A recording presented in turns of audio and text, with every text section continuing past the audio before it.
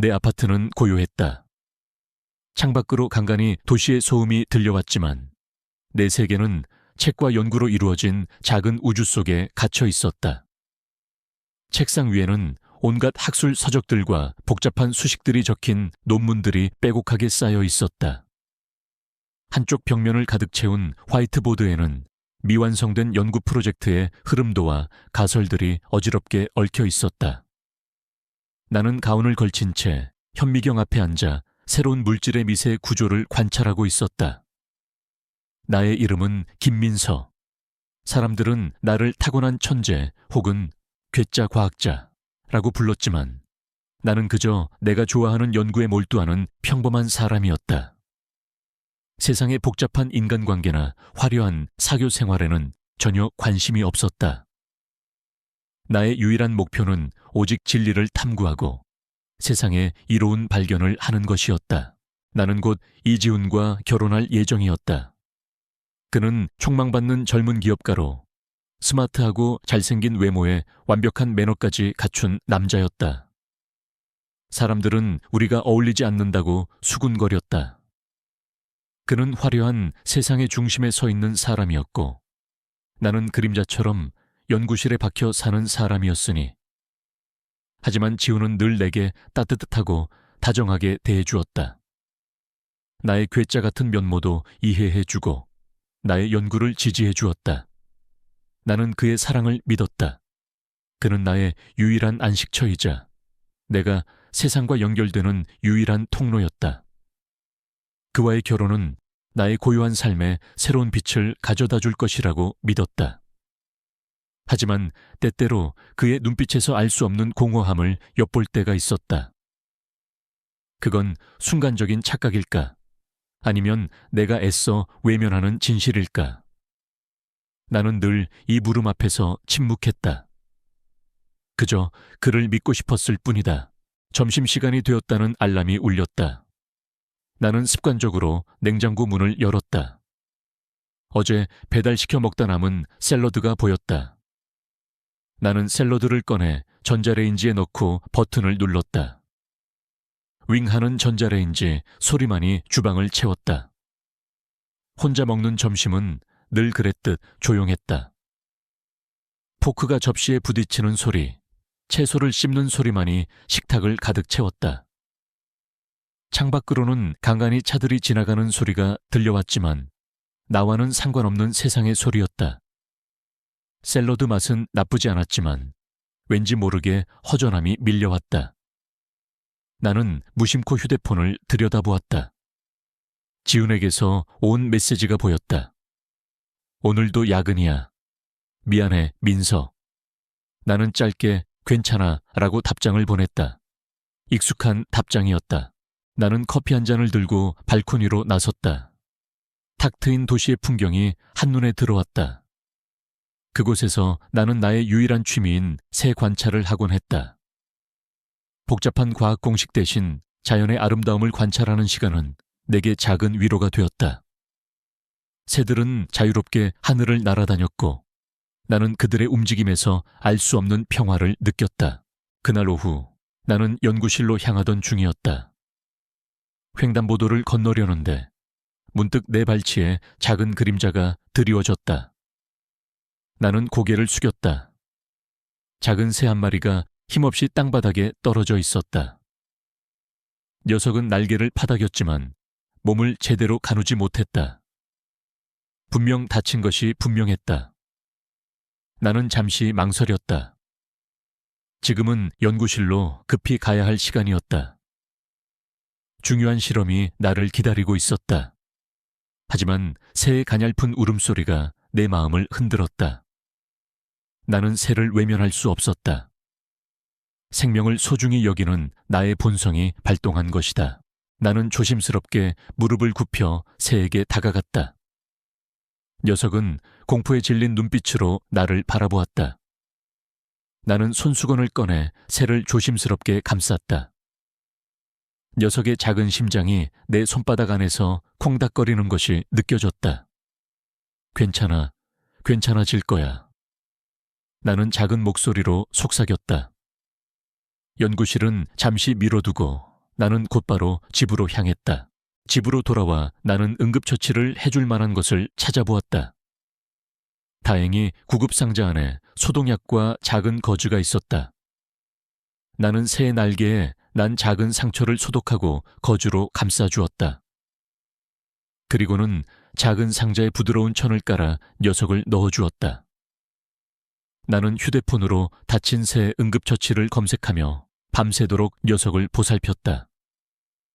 녀석에게 먹이를 주고 천을 유지해 주었다. 나의 모든 과학적 지식과 섬세함이 작은 새 한 마리를 살리는데 집중되었다.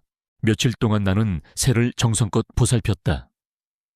매일 아침 저녁으로 먹이를 주고 둥지에서 떨어지지 않도록 작은 나뭇가지로 주변을 둘러주었다. 새는 점차 기력을 회복했다. 날개짓도 더욱 힘이 있어졌고 작은 소리로 지저귀는 모습도 볼 수 있었다. 나는 녀석이 완전히 회복하면 다시 자연으로 돌려보내줄 생각이었다. 그렇게 며칠이 더 흐르고 새는 마침내 힘찬 날갯짓을 하며 창밖으로 날아올랐다. 나는 창가에 서서 녀석이 푸른 하늘 속으로 사라지는 모습을 지켜보았다. 내 마음속에 뿌듯함과 동시에 왠지 모를 공허함이 밀려왔다. 작은 생명을 살렸다는 보람도 잠시 다시 고요함이 나를 감쌌다.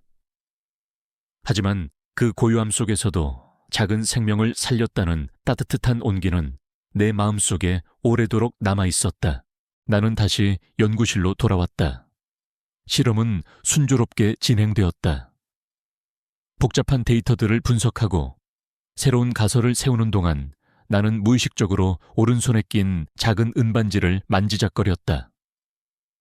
반지에는 내가 직접 디자인한 고대 상형 문자가 새겨져 있었다. 이 반지는 내가 어릴 적 돌아가신 할아버지께서 주신 유일한 유품이었다. 할아버지는 유명한 고고학자셨고 늘 내게 세상의 미스터리와 숨겨진 지식에 대해 이야기해 주시곤 했다. 그는 내게 세상에는 과학으로 설명할 수 없는 신비로운 것들이 많단다. 보이는 것이 전부가 아니지 라고 말씀하셨다.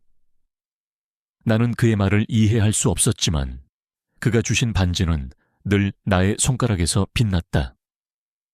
가끔, 아주 가끔 내가 깊이 생각하거나 불안감을 느낄 때면 반지에서 알 수 없는 차가운 기운이 느껴지곤 했다.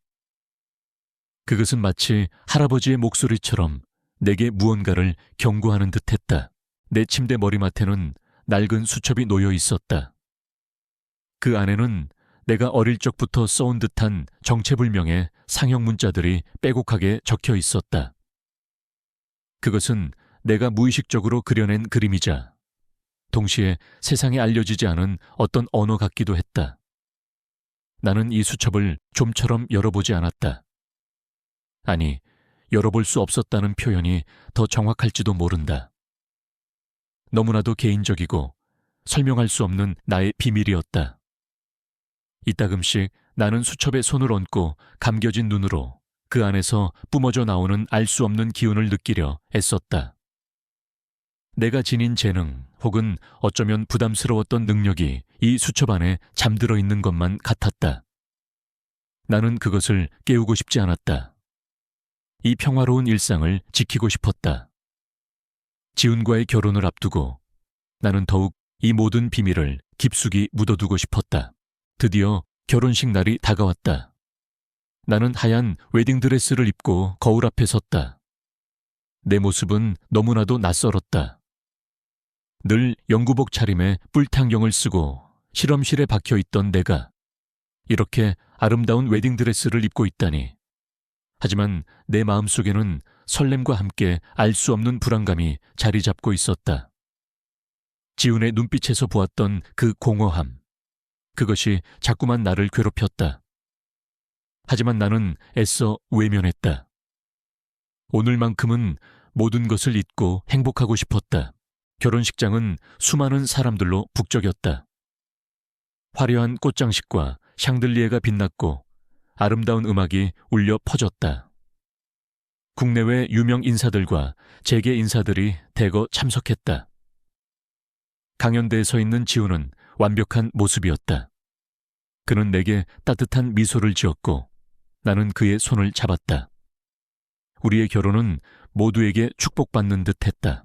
주례사가 시작되고 우리는 서로에게 사랑을 맹세했다. 지우는 나의 손을 꽉 잡고 따뜻한 눈빛으로 나를 바라보았다. 나는 그의 눈빛에서 진심을 보려 애썼지만 여전히 그 깊은 곳에는 알 수 없는 그림자가 드리워져 있었다. 나는 그것이 나의 착각이기를 바랐다. 이제 신랑은 신부에게, 신부는 신랑에게.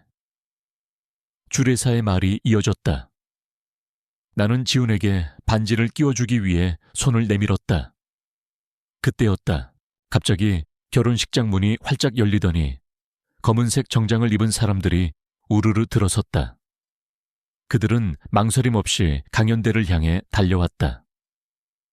이지훈 씨, 당신을 불법 자금 세탁 및 기업 비리 혐의로 긴급 체포합니다. 한 남자가 큰 소리로 외쳤다. 그의 손에는 수갑이 들려 있었다. 나는 눈앞이 캄캄해지는 것을 느꼈다. 경찰이라니. 무슨 말도 안 되는 소리인가. 내 옆에 서 있던 지훈의 얼굴은 순식간에 창백해졌다. 그의 눈빛은 공포에 질려 흔들렸다. 그는 나를 쳐다보았지만 아무 말도 하지 못했다. 사람들은 술렁거렸다. 순식간에 결혼식장은 아수라장이 되었다. 카메라 플래시가 터지고 기자들이 앞으로 달려나왔다. 지훈은 경찰들에게 둘러싸여 저항하려 했지만 역부족이었다. 그는 결국 수갑이 채워진 채 끌려나갔다. 그는 나를 스쳐 지나가며 짧게 말했다. 미안해.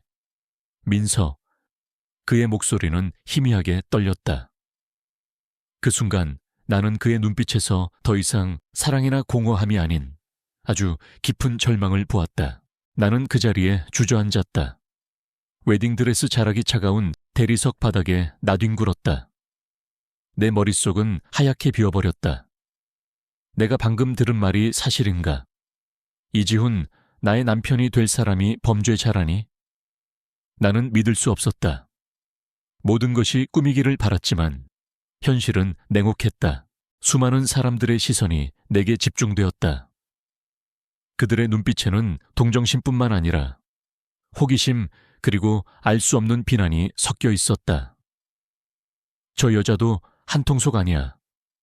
저렇게 순진해 보였는데 역시 끼리끼리 노는구나 하는 수군거림이 귓가에 들려오는 듯했다. 나는 순식간에 세상의 죄인이 된 기분이었다. 경찰들이 결혼식장을 정리하고 사람들은 하나둘씩 떠나갔다. 그들의 등 뒤에는 내 대한 싸늘한 시선과 함께 비웃음이 묻어 있었다. 나는 홀로 텅 빈 결혼식장에 남아 있었다. 화려했던 꽃장식은 이제 시들어 보였고 샹들리에는 슬픈 그림자를 드리웠다. 나의 완벽했던 결혼식은 한순간에 최악의 악몽으로 변했다. 나는 그 자리에 멍하니 앉아 있었다. 머릿속은 혼란스러웠다. 지훈이 범죄자라니.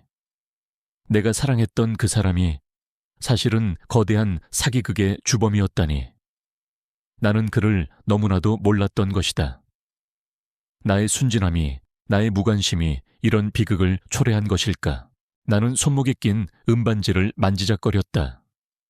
반지에서 알 수 없는 차가운 기운이 느껴졌다. 할아버지의 목소리가 귓게 울리는 듯했다. 보이는 것이 전부가 아니지. 그의 말이 이제야 비로소 이해되는 듯했다. 나는 지훈의 겉모습에만 속았던 것이다. 그의 진짜 얼굴을 보지 못했던 것이다. 그 순간 나는 직감했다. 나의 인생이 이제부터는 고통스러워질 것이라는 것을. 나의 명예는 땅에 떨어졌고 나의 미래는 암흑 속에 갇혔다. 나는 이제 무엇을 해야 할까? 내가 가진 모든 것을 잃은 채 나는 홀로 남겨졌다. 하지만 나는 이대로 주저앉을 수는 없었다. 나는 살아야 했다. 그리고 이 모든 진실을 밝혀내야 했다. 내가 이지훈의 범죄에 전혀 연루되지 않았다는 것을 증명해야 했다. 그를 사랑했던 순진한 김민서가 아닌 진실을 파헤치는 김민서로 나는 낡은 수첩을 떠올렸다. 그 안에 잠들어 있는 미스터리한 상형 문자들, 그리고 할아버지의 이야기. 어쩌면 그 속에 이 모든 것을 해결할 단서가 있을지도 모른다는 막연한 희망이 들었다. 나는 그 작은 희망에 매달려야 했다. 폭풍이 몰아치고 있었지만 나는 그 폭풍 속에서 나 자신을 지켜내야 했다.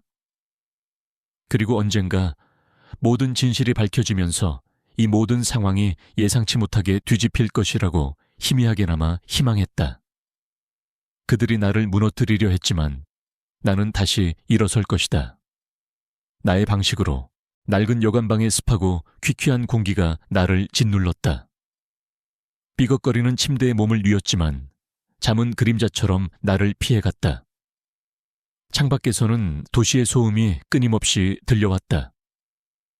익숙했던 고요함 대신 이제는 낯선 소음과 함께 막막함만이 나를 감쌌다. 나는 모든 것을 잃었다. 10년 넘게 공들여 쌓아 올린 삶의 탑이 한순간에 무너져 내렸다. 사랑했던 남편에게 버림받고 집에서 쫓겨나고 돈 한 푼 없이 홀로 남겨졌다. 강진우 씨와 한예지, 그들의 교활한 음모 속에서 나는 속수무책으로 당할 수밖에 없었다. 나는 이불을 뒤집어 쓰고 흐느꼈다. 눈물은 마르지 않는 샘물처럼 계속해서 흘러내렸다. 내가 무엇을 잘못했는가? 그를 진심으로 사랑했고 그의 성공을 위해 나의 모든 것을 바쳤는데 나의 순수함이, 나의 헌신이 이렇게 비참한 결말을 가져올 줄은 상상도 못했다. 나는 배신감과 함께 깊은 절망감에 휩싸였다. 밤새도록 뒤척이다 새벽녘이 되어서야 겨우 잠이 들었다. 꿈속에서도 나는 진우 씨의 차가운 눈빛과 예지의 비웃는 듯한 미소에 시달렸다. 땀을 흘리며 깨어났을 때 나는 여관방의 낯선 천장을 바라보았다. 모든 것이 꿈이기를 바랐지만 현실은 냉혹했다. 아침이 되자마자 나는 여관방을 나섰다. 갈 곳도 할 일도 없었다. 주머니에 남은 돈은 거의 없었다. 이대로는 안 된다. 나는 살아야 했다. 김민서라는 이름으로 나 자신을 위해. 나는 한동안 잊고 지냈던 나의 꿈, 과학 연구를 떠올렸다. 비록 지금은 아무것도 가진 것이 없지만 내게는 아직 지식과 분석 능력이 있었다. 나는 무작정 거리로 나섰다. 이곳저곳을 헤매며 일자리를 찾아보았다. 하지만 나의 경력은 결혼을 앞둔 CEO의 약혼녀뿐이었다. 연구소나 기업들은 나의 이력서를 보고 고개를 저었다. 이지훈 씨 사건에 연루된 분은 저희와 함께하기 어렵습니다. 그들의 냉정한 거절은 내게 비수처럼 꽂혔다. 나는 자존심이 찢겨나가는 듯한 고통을 느꼈다. 억울함과 함께 세상의 불공정함에 대한 분노가 치밀어 올랐다. 나는 내가 얼마나 나약하고 무능력한 존재였는지 다시금 깨달았다. 지난 시간 동안 지훈의 그늘 아래에서 너무나도 안일하게 살았던 것이다. 세상은 내게 너무나도 혹독했다. 나는 절망했지만 이대로 주저앉을 수는 없었다. 내게는 아직 할아버지의 은반지가 있었다. 그리고 수첩에 담긴 비밀스러운 상형 문자가 있었다. 점심시간이 되자 나는 허기가 밀려왔다. 며칠째 제대로 된 식사를 하지 못했다. 나는 길을 걷다 우연히 작은 낡은 구식 전자제품 수리점을 발견했다. 먼지가 쌓인 진열장 안에는 오래된 라디오와 텔레비전이 놓여 있었다. 왠지 모르게 발걸음이 멈춰졌다. 그때 수리점 문이 열리고 한 노인이 허리를 굽힌 채 걸어 나왔다. 그는 손에 부품이 가득 담긴 상자를 들고 있었다. 노인은 걸음이 불편한 듯 비틀거렸고 결국 상자를 놓쳐 부품들이 길바닥에 흩어졌다. 나는 망설이지 않고 노인에게 다가갔다. 어르신, 괜찮으세요? 제가 주워드릴게요. 나는 무릎을 굽혀 흩어진 부품들을 줍기 시작했다. 회로 기판, 저항, 콘덴서, 낯설지 않은 부품들이었다. 나의 과학적 지식이 본능적으로 발휘되었다. 노인은 깜짝 놀란 표정으로 나를 바라보았다. 아이고, 고맙네. 젊은 아가씨가 이런 누추한 곳까지. 괜찮다네. 내가 알아서 주울게. 나는 개의치 않고 부품들을 주었다.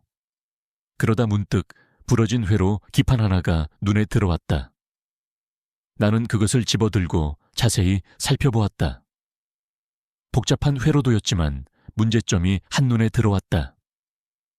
어르신, 이 회로가 부러져서 작동이 안 되는 것 같은데요. 제가 한번 고쳐봐 드릴까요? 노인은 나의 말에 눈이 휘둥그레졌다. 뭐, 아가씨가 이런 걸 고칠 줄 안다고? 허허, 재주도 많구먼. 그는 나를 의심하는 듯했지만 동시에 작은 희망이 스치는 듯했다. 나는 부품들을 모아 노인에게 건네고 부러진 회로 기판을 보았다. 간단한 납땜만 하면 될 것 같은데요. 제가 어릴 적부터 이런 전자기계를 다루는 걸 좋아해서요. 물론 어릴 적이라는 표현은 나의 과거의 특수한 훈련 경험을 숨기기 위한 것이었다. 노인은 결국 나를 수리점 안으로 들였다. 수리점 안은 온갖 낡은 기계 부품들로 가득했다. 먼지가 쌓여 있었지만 왠지 모르게 정겹게 느껴졌다. 나는 납땜 도구를 찾아 부러진 회로 기판을 능숙하게 수리했다. 나의 손은 정확하고 섬세하게 움직였다. 노인은 나의 작업을 옆에서 지켜보며 감탄사를 연발했다. 세상에, 이렇게 감쪽같이 고치다니. 아가씨, 정말 대단하네. 자네, 혹시 이런 일 해본 적 있나? 노인은 나의 실력에 놀란 듯 물었다. 나는 어색하게 웃으며 대답했다. 네, 어릴 적에 좀 가지고 놀았습니다. 노인은 내게 따뜻한 차 한 잔을 내주셨다.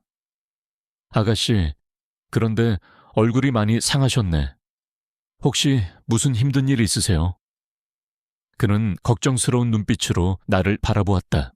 나는 잠시 망설이다가 결국 나의 사정을 이야기했다. 이지훈 씨와의 결혼식에서 벌어진 일, 그가 범죄자라는 사실, 그리고 내가 연루되었다는 오해로 인해 모든 것을 잃고 갈 곳이 없다는 이야기까지. 나의 이야기는 구구절절했지만 노인은 끝까지 나의 말을 경청해 주셨다. 노인은 내 이야기를 듣더니 한숨을 쉬었다. 아이고, 세상에, 그런 기막힌 일이 다 있나. 아가씨, 너무 상심하지 말아요. 사람은 넘어져도 다시 일어나는 법이지. 재주가 있으면 굶어 죽진 않는 법이요. 그는 내게 진심 어린 위로를 건넸다. 그리고 뜻밖의 제안을 했다. 아가씨, 혹시 이런 전자기계 다루는 걸 좋아한다고 했죠? 나는 이 가게를 혼자 운영하고 있는데 이제 늙어서 몸도 성치 않고 눈도 침침하고 자네처럼 젊고 재주 있는 사람이 도와주면 좋을 것 같은데 혹시 관심 있으세요? 나는 그의 제안에 깜짝 놀랐다. 일자리라니. 그것도 내가 좋아하는 전자기계를 다루는 일이었다. 정말요? 제가 할 수 있을까요? 왜 못해? 아가씨처럼 착하고 재주 있는 사람이 왜 못해? 내가 가진 모든 기술을 아낌없이 가르쳐 줄 테니 한번 해봐요. 노인은 환하게 웃으며 나를 격려해 주셨다.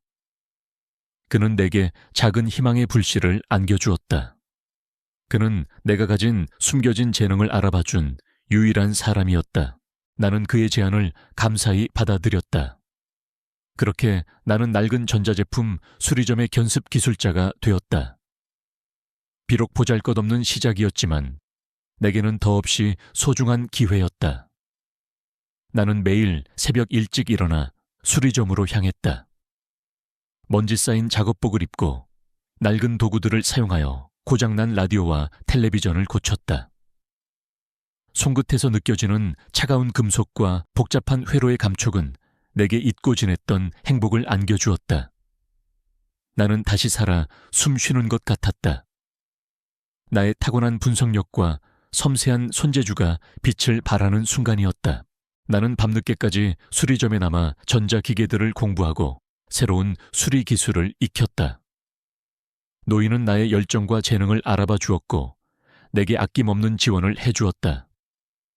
그는 나의 멘토이자 나의 유일한 친구가 되어주었다. 나는 그에게서 진정한 따뜻함과 신뢰를 느꼈다. 나는 그의 오랜 경험과 나의 현대 과학 지식을 결합하여 낡은 기계들을 더 효율적으로 수리하는 방법을 찾아냈다. 내 삶이 조금씩 안정을 찾아갈 무렵이었다. 어느 날 나는 수리점에서 고장난 텔레비전을 고치고 있는데 문득하게 밖에서 익숙한 목소리가 들렸다. 나는 고개를 들었다. 한예지였다. 그녀는 화려한 차림으로 수리점 앞을 지나가고 있었다. 그녀의 옆에는 지훈의 변호사가 서 있었다. 그들은 나를 발견하고는 놀란 표정을 지었다. 예지는 나를 비웃는 듯한 눈빛으로 바라보았다. 어머, 김민서 씨 아니세요? 여기서 이런 일을 하고 계셨네요. 곧 CEO의 아내가 될 사람이 이렇게 보잘것없는 수리점에서 자빌이나 하고 있다니. 세상 참 좁네요. 그녀의 목소리에는 비웃음과 함께 알 수 없는 경계심이 섞여 있었다. 그녀는 내가 이렇게까지 바닥으로 떨어졌음에도 불구하고 여전히 그녀에게 위협이 될 수 있다는 것을 본능적으로 느끼는 듯했다.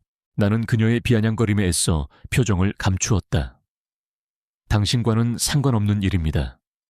나는 내가 하고 싶은 일을 하고 있습니다. 내 목소리는 차분했지만 내면에서는 분노가 끓어올랐다. 예지는 비웃음을 멈추지 않았다. 하고 싶은 일? 당신 같은 무능력한 과학자가 뭘 할 수 있다고. 이지훈 씨가 버린 여자에게는 이런 곳이 딱 어울리네요. 주제를 알아야지. 그녀의 말은 내게 비수처럼 꽂혔다. 나는 분노에 몸이 떨렸지만 노인이 나를 말리는 듯한 눈빛을 보냈다. 나는 애써 화를 사겼다. 나는 그녀 앞에서 나의 감정을 드러내고 싶지 않았다.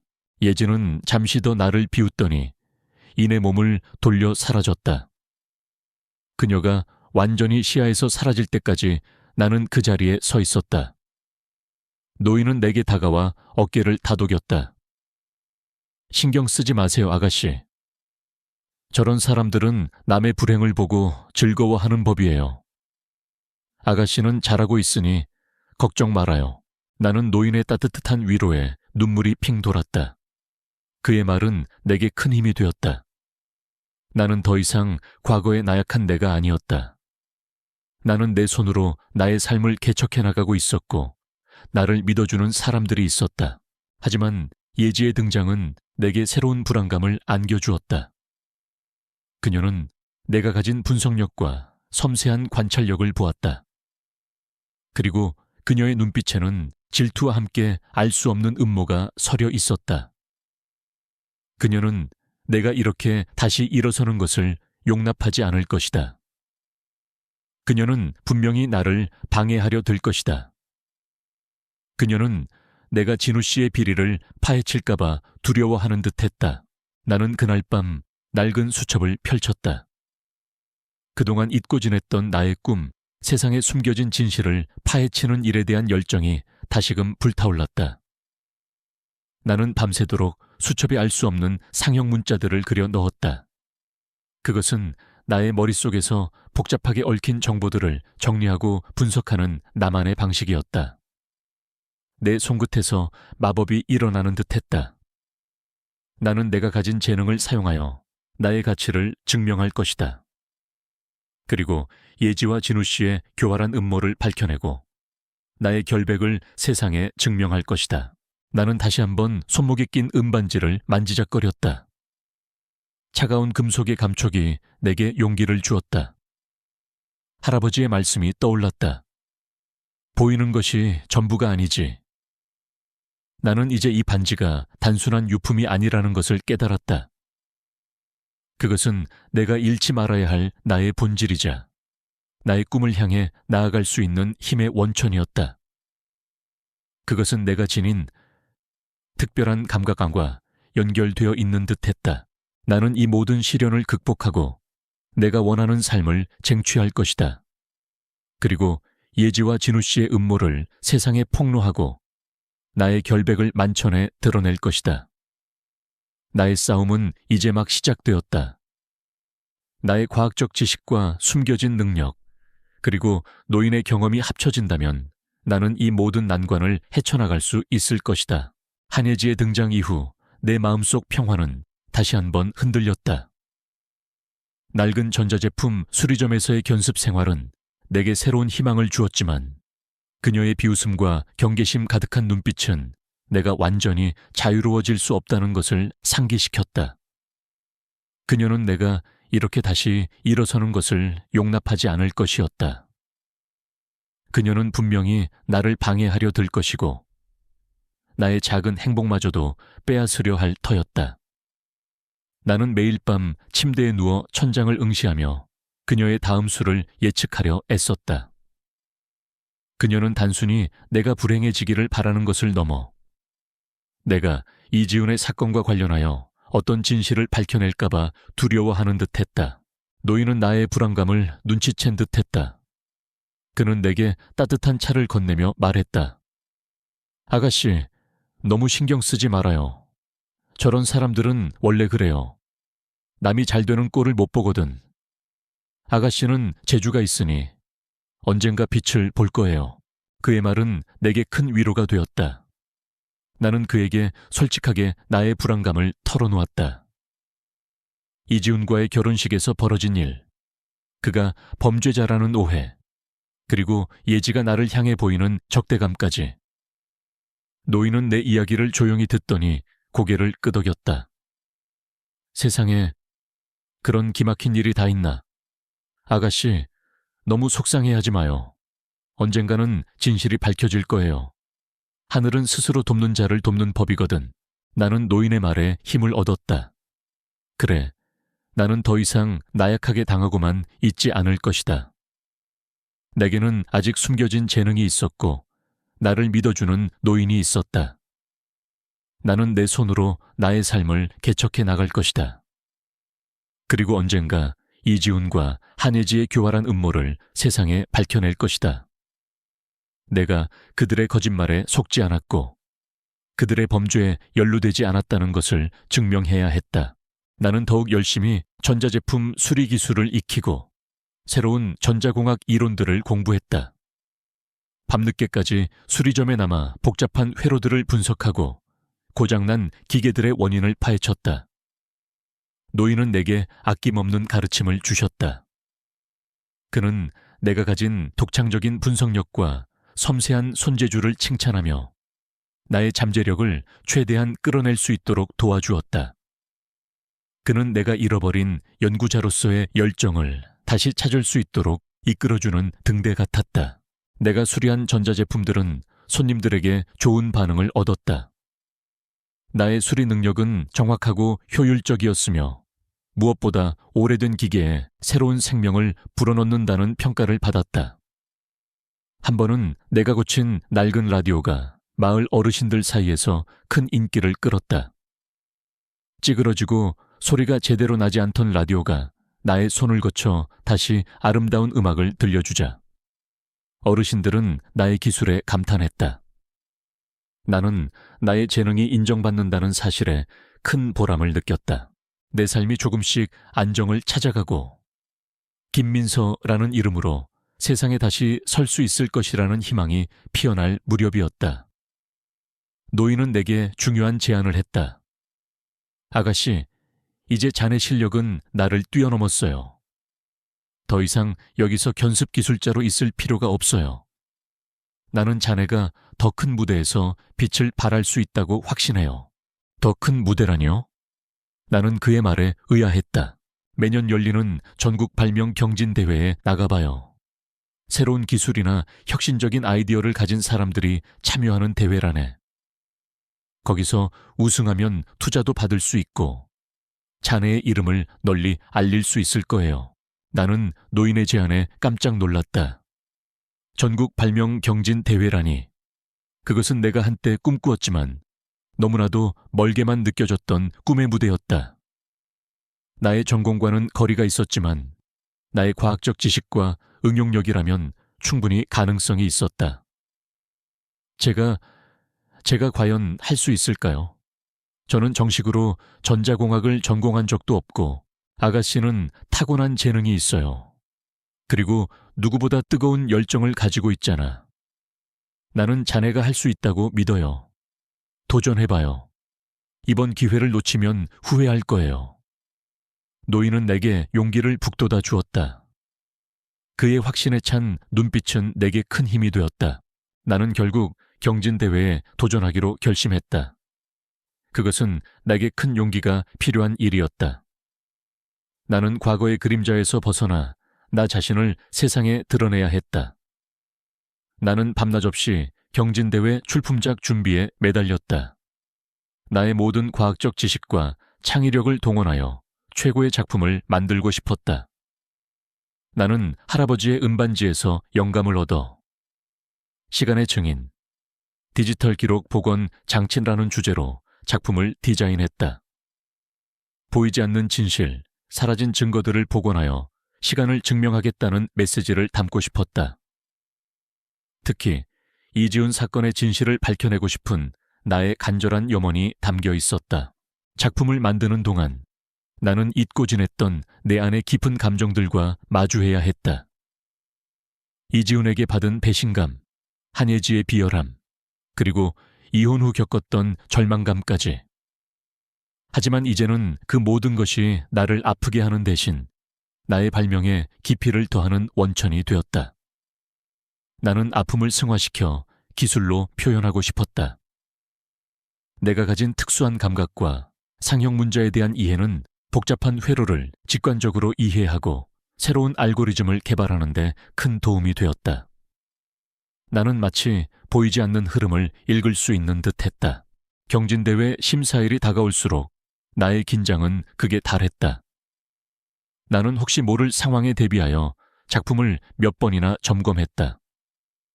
노인은 내게 따뜻한 격려를 아끼지 않았다. 아가씨, 떨지 말아요. 자네는 최고의 발명가야. 자네의 작품은 분명 사람들에게 감동을 줄 거예요. 드디어 경진대회 심사 당일. 나는 내가 만든 작품을 들고 심사장에 들어섰다. 수많은 참가자들과 화려한 발명품들이 나를 압도했다. 나는 주눅들지 않으려 애썼지만 심장이 격렬하게 뛰는 것을 멈출 수 없었다. 유명한 과학자들과 IT 기업 인사들이 심사위원으로 참석해 있었다. 나는 내 차례를 기다리며 주변을 둘러보았다. 그때 익숙한 얼굴이 내 눈에 들어왔다. 한예지였다. 그녀는 화려한 옷차림에 도도한 표정을 짓고 있었다. 그녀의 옆에는 박정우라는 남자가 앉아 있었다. 그는 이지훈의 사업을 인수했던 투자자였다. 그들은 나를 발견하고는 놀란 표정을 지었다. 예지의 눈빛에는 비웃음과 함께 알 수 없는 오만함이 서려 있었다. 그녀는 내가 이곳에 나타난 것을 보고 비웃으러 온 것이 분명했다. 박정우는 나를 보자마자 시선을 피했지만 그의 얼굴에는 미묘한 동요가 스쳐 지나갔다. 그의 눈빛은 이지훈에게서 보았던 것과 비슷한 공허함, 그리고 숨겨진 비열함을 담고 있었다. 나는 그들의 존재에 당황했지만 이내 마음을 다잡았다. 나는 그들을 위해 이곳에 온 것이 아니었다. 나는 나 자신을 위해, 나의 꿈을 위해 이곳에 왔다. 나는 그들에게 나의 재능을 보여줄 것이다. 내가 이지훈의 그림자 아래에 갇혀있던 나약한 존재가 아니라는 것을 증명할 것이다. 그리고 언젠가 그들이 이지훈을 함정에 빠뜨렸다는 진실을 밝혀낼 것이다. 나의 시간의 증인들이 그 역할을 해주기를 바랐다. 드디어 내 차례가 되었다. 나는 무대 위로 올라섰다. 수많은 카메라 플래시가 터지고 사람들의 시선이 내게 집중되었다. 나는 긴장했지만 애써 침착함을 유지했다. 나는 내가 만든 작품, 시간의 증인, 디지털 기록 복원 장치를 조심스럽게 꺼내 심사위원들 앞에 놓았다. 단순한 외형과는 달리 그 안에는 복잡한 회로와 내가 개발한 독창적인 알고리즘이 숨겨져 있었다. 나의 손끝에서 탄생한 나의 영혼이 담긴 작품이었다. 나는 작품에 대한 설명을 시작했다. 이 장치는 단순히 삭제된 디지털 기록을 복원하는 것을 넘어 변조된 이미지나 동영상 속에서 미세한 원본 흔적을 추출하고 시간의 흐름에 따라 변화하는 데이터의 흔적을 분석하여 진실을 재구성하는 장치입니다. 이는 마치 시간이 지워버린 흔적 속에서 진실을 찾아내는 고고학자의 작업과도 같습니다. 저는 이 장치를 통해 사라진 진실을 증명하고 억울한 이들의 결백을 밝히고 싶었습니다. 특히 이 장치의 핵심 기술은 제가 어릴 적 할아버지께서 물려주신 은반지에 새겨진 고대 상형 문자의 원리에서 영감을 얻은 것입니다. 이 문자는 단순히 글자가 아니라 정보의 흐름과 패턴을 시각화하는 독특한 방식을 담고 있습니다. 나는 진심을 담아 이야기했다. 나의 목소리는 떨렸지만 나의 눈빛은 흔들리지 않았다. 나는 내 작품에 담긴 모든 감정을 사람들에게 전달하고 싶었다. 내가 겪었던 아픔과 절망, 그리고 그것을 극복하고 다시 일어서는 과정까지. 이지훈의 사건이 내게 준 가장 큰 동기였다는 것을 애써 숨겼다. 심사위원들은 나의 작품과 설명을 진지하게 들었다. 그들의 표정에는 처음에는 의아함이 서려 있었지만 점차 흥미와 감동으로 바뀌어갔다. 한 심사위원은 나의 작품을 자세히 살펴보고는 감탄사를 내뱉었다. 이런 발상은 처음 봅니다. 단순히 디지털 복원을 넘어 시간의 흔적이라는 철학적인 개념을 기술에 접목시키다니. 특히 고대 상형 문자에서 영감을 얻었다는 점이 매우 독창적입니다. 이 장치는 분명히 수사 분야에 혁명적인 변화를 가져올 것입니다. 나는 그들의 칭찬에 힘을 얻어 더욱 열정적으로 나의 작품에 대해 설명했다. 나는 나의 재능이 인정받는다는 사실에 큰 보람을 느꼈다. 그 순간 나는 내가 이 무대에 설 자격이 충분하다는 것을 확신했다. 그때 갑자기 무대 뒤편에서 소란이 일어났다. 한 직원이 심사위원들에게 다가와 귓속말을 했다. 심사위원들의 표정이 굳어졌다. 그리고 곧 심사위원장이 마이크를 잡고 말했다. 잠시 심사를 중단하겠습니다. 김민서 씨의 작품에 대한 기술 도용 의혹이 제기되었습니다. 나는 그의 말에 깜짝 놀랐다. 기술 도용이라니. 말도 안 됩니다. 이 장치는 제가 직접 개발한 것입니다. 그 어떤 것도 도용한 적이 없습니다. 나는 소리쳤다. 하지만 심사위원장은 나의 말을 들으려 하지 않았다. 익명의 제보자가 보낸 자료에 따르면 당신의 장치는 이미 해외에서 개발 중인 유사 기술과 핵심 원리가 흡사하다고 합니다. 저희는 이 의혹에 대해 철저히 조사해야 합니다. 나는 눈앞이 캄캄해지는 것을 느꼈다. 기술 도용이라니. 이것은 명백한 음모였다. 나는 박정우의 지시라는 것을 직감했다. 그는 이지훈의 사업을 빼앗은 것에 만족하지 않고 나의 재능마저 짓밟으려 하는 것이 분명했다. 그들이 이지훈을 함정에 빠뜨린 것처럼 내게도 똑같은 짓을 하려 했다. 나의 연구를 탐냈던 것이다. 관객석에서는 웅성거리는 소리가 들렸다. 사람들은 나를 의심스러운 눈빛으로 바라보았다. 몇몇 사람들은 괴짜 과학자가 아니라 도둑이었네. 역시 이지훈이랑 한통속이었구만. 같은 비난의 말을 내뱉었다. 나의 명예는 한순간에 바닥으로 떨어지는 듯했다. 나는 절망감에 휩싸였다. 내가 아무리 진실을 외쳐도 그들은 나를 믿지 않을 것이다. 나는 이 모든 것을 혼자 감당해야 했다. 노인은 관객석에서 나를 걱정스러운 눈빛으로 바라보고 있었다. 이지훈은 여전히 벤치에 앉아 멍한 표정으로 나를 바라보고 있었지만 그의 얼굴에는 미묘한 표정이 스쳐 지나갔다. 예지는 비웃는 듯한 미소를 지으며 나를 응시했다. 그녀의 눈빛은 이제 끝이야 라고 말하는 듯했다. 박정우는 냉소적인 미소를 지으며 나를 지켜보고 있었다. 그는 자신이 완벽하게 나를 조종하고 있다고 생각하는 듯했다. 나는 무대 위에서 완전히 고립되었다. 사방에서 쏟아지는 의심과 비난의 시선 속에서 나는 모든 것을 포기하고 싶었다. 나의 꿈, 나의 노력, 그리고 내가 다시 시작하려 했던 삶까지. 모든 것이 한순간에 무너지는 듯했다. 과거의 트라우마가 다시 나를 덮쳐왔다. 나는 또다시 세상에 의해 버림받는 것인가? 기술 도용 의혹이라는 말은 무대 위 나의 모든 것을 얼어붙게 만들었다.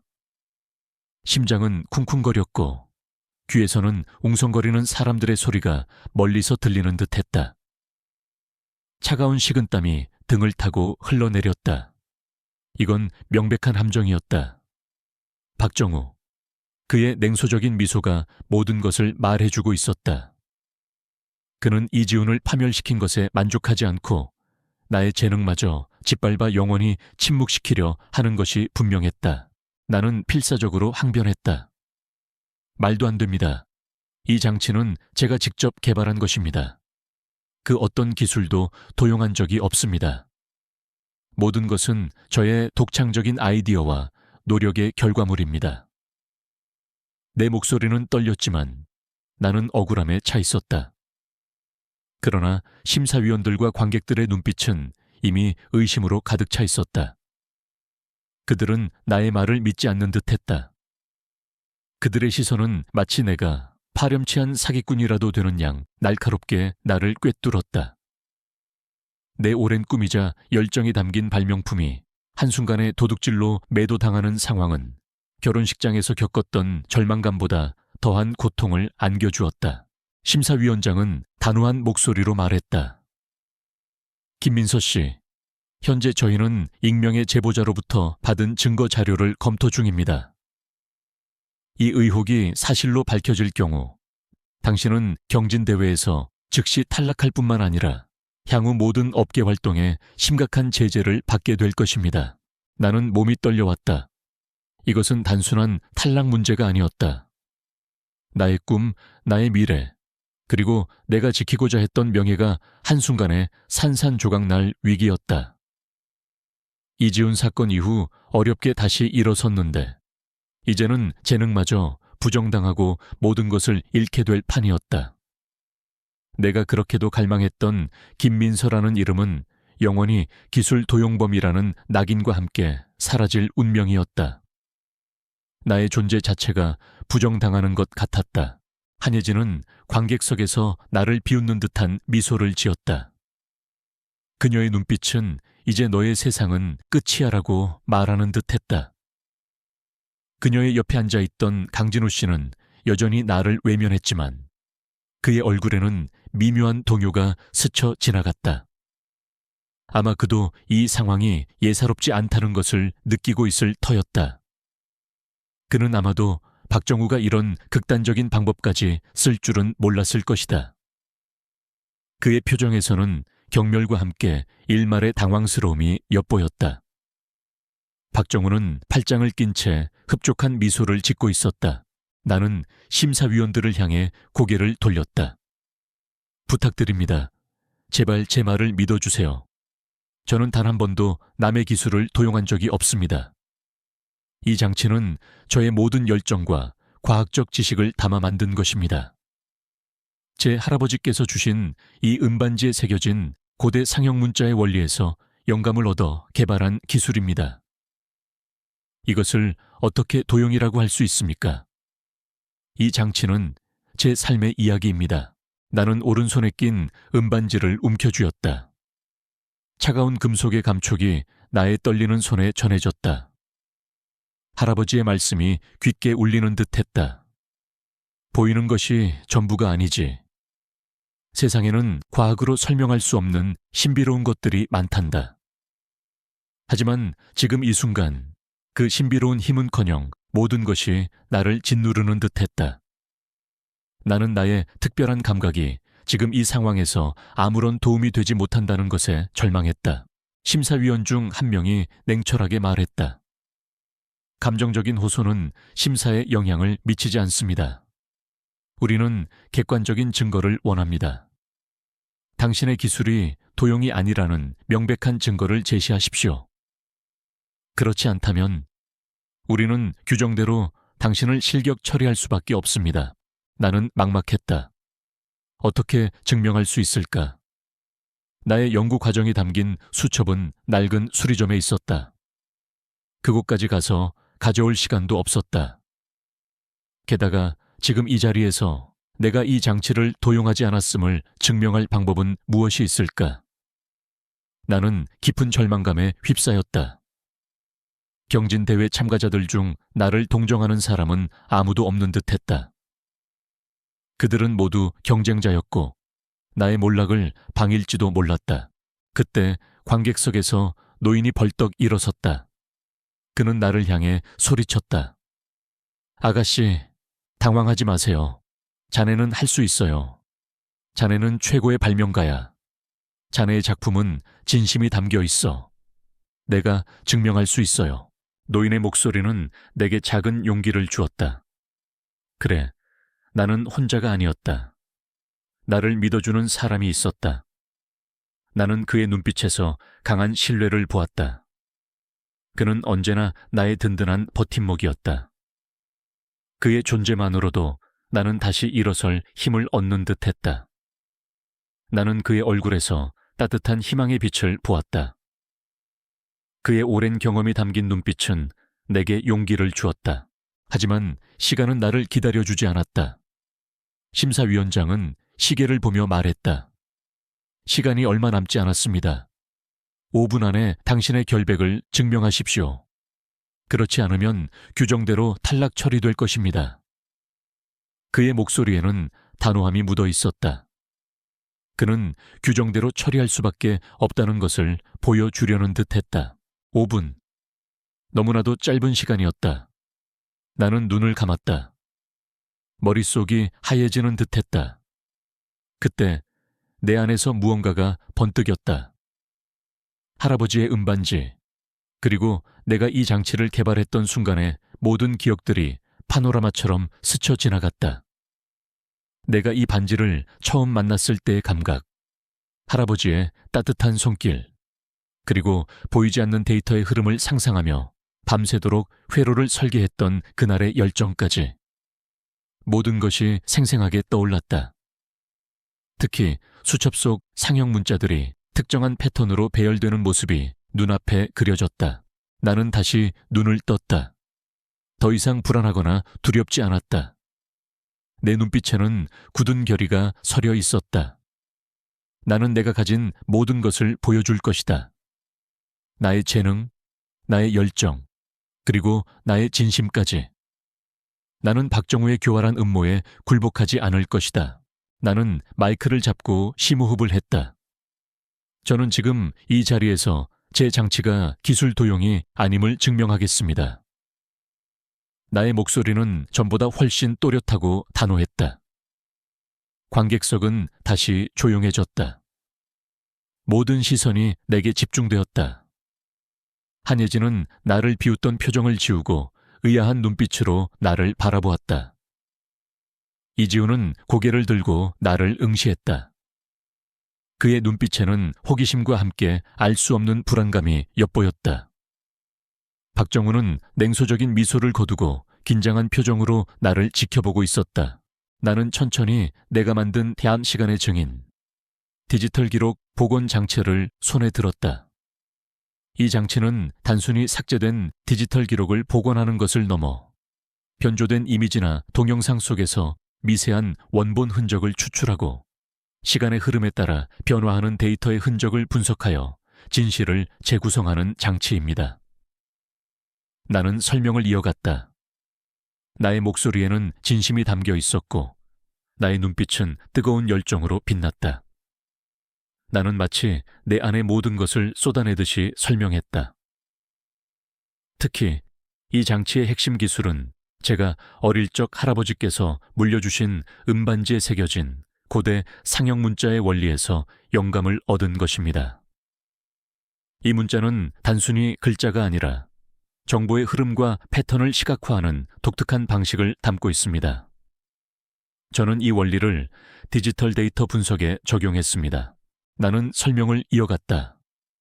이 장치에는 일반적으로 알려지지 않은 특정 주파수의 전자기파를 사용하여 디지털 데이터의 미세한 왜곡을 감지하고 이를 상형 문자 패턴으로 변환하여 분석하는 독자적인 기술이 적용되어 있습니다.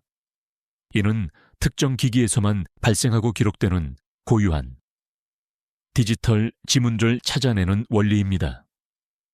저는 이 기술이 도용되지 않았음을 지금 이 자리에서 실시간으로 증명해 보이겠습니다. 나는 장치를 연결하고 심사위원들에게 한 가지 제안을 했다. 현재 심사위원단이 가지고 계신 제보 자료, 즉 저의 기술이 도용되었다는 그 원본 데이터를 이 장치에 연결해 주십시오. 그러면 제가 이 장치를 통해 그 데이터의 디지털 지문들 분석하여 그 데이터가 조작되었거나 혹은 특정 출처에서 생성된 것임을 증명해 보이겠습니다. 심사위원들은 놀라움에 입을 다물지 못했다. 그들은 서로 얼굴을 마주보며 망설였다. 익명의 제보 자료를 공개하는 것은 쉬운 일이 아니었지만 나의 제안은 너무나도 매력적이고 논리적이었다. 한 심사위원이 결국 용기를 내어 제보 자료가 담긴 USB를 내게 건넸다. 나는 USB를 장치에 연결했다. 장치에서 희미한 빛이 깜빡이기 시작했다. 나는 복잡한 코드를 입력하고 장치를 작동시켰다. 화면에는 수많은 데이터와 함께 알 수 없는 상형 문자들이 빠르게 지나갔다. 나의 손은 정확하고 빠르게 장치를 조작했다. 나의 특별한 감각이 마치 장치와 하나가 된 듯 보이지 않는 데이터의 흐름을 읽어냈다. 잠시 후 화면에 분석 결과가 나타났다. 나는 결과를 심사위원들에게 제시했다. 이 데이터는 단순한 표절 증거가 아닙니다. 이 데이터는 특정 서버에서 생성된 것이며 고의적으로 조작된 흔적이 발견됩니다. 특히 이 데이터에 삽입된 미세한 워터마크 등 이 데이터를 생성한 주체를 명확히 알려줍니다. 나는 화면에 나타난 워터마크를 확대하여 보여주었다. 그것은 일반인에게는 보이지 않는 미세한 디지털 흔적이었다. 그리고 그 워터마크는 놀랍게도 PJW라는 이니셜과 함께 박정우 회장의 회사 로고를 희미하게 담고 있었다. 심사위원들은 충격에 휩싸였다. 그들의 표정은 의심에서 경탄, 그리고 경악으로 바뀌어갔다. 한 심사위원은 자리에서 벌떡 일어나더니 소리쳤다. 말도 안 돼. 이 모든 것이 조작되었다는 말인가? 박정우 회장, 당신이 감히 이런 짓을. 그의 말에 관객석은 술렁거렸다. 사람들은 나의 시연 결과에 충격을 받았다. 박정우의 얼굴은 창백해졌다. 그의 몸은 부들부들 떨렸고 눈빛은 공포에 질려 흔들렸다. 한혜진은 얼굴이 사색이 되어 있었다. 그녀의 비웃음은 완전히 사라졌고 그 자리에는 공포와 분노만이 가득했다. 그녀의 눈빛은 나를 증오하는 듯했다. 그녀의 교활한 음모가 완전히 실패했음을 깨달은 것이다. 그녀는 마치 발가벗겨진 듯한 수치심에 몸을 떨었다. 심사위원장은 마이크를 잡고 엄숙하게 말했다. 김민서 씨의 장치는 기술 도용이 아님을 확인했습니다.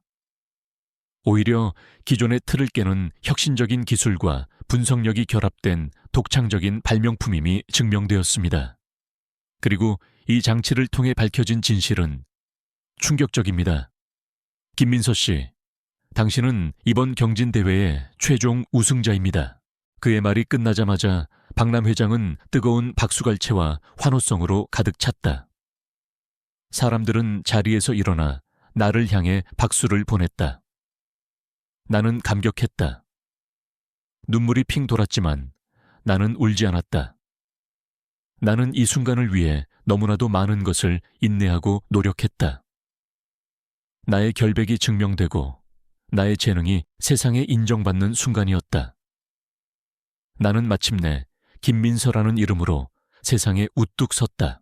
나는 무대 위에서 감격에 겨워 서 있었다. 노인은 눈물을 글썽이며 나를 향해 엄지손가락을 치켜 세웠다. 이지훈은 여전히 벤치에 앉아 멍한 표정으로 나를 바라보고 있었다. 그의 얼굴에는 후회와 함께 모든 것을 잃었다는 절망감이 서려 있는 듯했다. 그의 눈빛은 더 이상 공허하지 않았다. 그 속에는 명백한 후회와 상실감이 자리 잡고 있었다. 한예진은 비명을 지르며 자리를 피하려 했지만 이미 늦었다. 그녀의 주변에서 사람들이 웅성거리는 소리가 들렸다. 그녀의 표절 음모와 박정우와의 공모 관계가 만천에 드러나는 순간이었다. 몇몇 기자들은 이미 한혜지와 박정우를 향해 카메라 플래시를 터뜨리고 있었다. 경찰이 곧바로 박정우를 체포하기 위해 무대 위로 달려왔다. 박정우는 저항했지만 이내 경찰들에게 제압당했다. 그는 경찰에게 끌려가면서도 나를 향해 분노에 찬 눈빛을 보냈다. 하지만 그의 눈빛에는 더 이상 위협이 아닌 절망만이 가득했다. 나는 무대에서 내려와 노인에게 달려갔다. 그는 나를 끌어안고 진심으로 축하해 주었다. 아가씨, 내가 그럴 줄 알았어. 정말 잘했어요. 자네는 해냈어. 드디어 자네의 빛을 찾았어. 나의 승리는 단순한 경진대회 우승이 아니었다. 그것은 나의 자존심을 되찾고 나의 가치를 증명한 순간이었다. 나는 더 이상 이지훈의 그림자 아래에 갇힌 나약한 존재가 아니었다. 나는 김민서, 나의 이름 석자로 세상에 우뚝 설 수 있었다. 나를 버리고 음모를 꾸몄던 그들의 앞에서 나는 가장 빛나는 모습으로 보란듯이 일어섰다. 특히 나의 발명품이 이지훈의 결백을 밝히는데 결정적인 역할을 했다는 사실이 내게는 큰 의미였다. 비록 그가 나를 배신했지만 나는 진실을 밝힘으로써 그를 구원한 것이다. 그것은 나의 방식대로 정의를 실현한 것이었다. 밤이 깊어졌다. 나는 호텔방에 앉아 잠들지 못했다. 내 손에는 경진대회 우승 트로피가 들려 있었다. 차가운 금속의 감촉이 나의 승리를 더욱 실감나게 했다. 나는 창밖을 내다보았다. 도시의 불빛이 반짝였다. 이 모든 것이 현실이라는 사실이 믿기지 않았다. 나는 휴대폰을 꺼내 나의 낡은 수첩을 찍은 사진을 보았다. 거기에는 수많은 아이디어와 열정, 그리고 내가 겪었던 아픔의 흔적들이 담겨 있었다. 나는 이 모든 과정을 통해 더욱 강해졌다. 나는 내가 가진 재능을 사용하여 나의 꿈을 이룰 것이다. 그리고 나를 믿어주는 사람들에게 보답할 것이다. 그리고 이지훈 사건의 진짜 진실을 밝히는데 나의 모든 능력을 쏟아부을 것이다. 가장 중요한 것은 이 모든 과정에서 내가 진정한 나를 찾았다는 것이다. 순수함 속에 숨겨진 강인함, 섬세함 속에 감춰진 혁신성. 나는 더 이상 타인의 시선에 갇히지 않을 것이다. 나는 나 자신을 믿고 내가 원하는 길을 걸어갈 것이다. 나의 특별한 감각과 할아버지의 지혜로 박정우와 한예지, 그들의 교활한 음모는 결국 나를 더욱 빛나게 만드는 계기가 되었다. 그들은 나를 무너뜨리려 했지만 오히려 나를 성장시켰다. 나는 그들에게 감사해야 할지도 모른다. 그들의 악행 덕분에 나는 진정한 나를 찾을 수 있었으니 나는 나의 오른손에 낀 은반지를 만지작거렸다. 할아버지의 말씀이 다시 귓게 울렸다. 보이는 것이 전부가 아니지. 그래, 이 반지는 내게 진실을 볼 수 있는 눈을 뜨게 해주었다. 그리고 내가 진정한 나를 찾을 수 있도록 이끌어 주었다. 나는 이 반지처럼 영롱하고 강인한 존재가 될 것이다. 나는 침대에 누워 천장을 응시했다. 나의 두 번째 삶은 이제 막 시작되었다. 그리고 이 삶은 내가 원하는 대로 만들어갈 것이다. 나는 더 이상 뒤돌아보지 않을 것이다. 오직 앞으로 나아갈 뿐이다.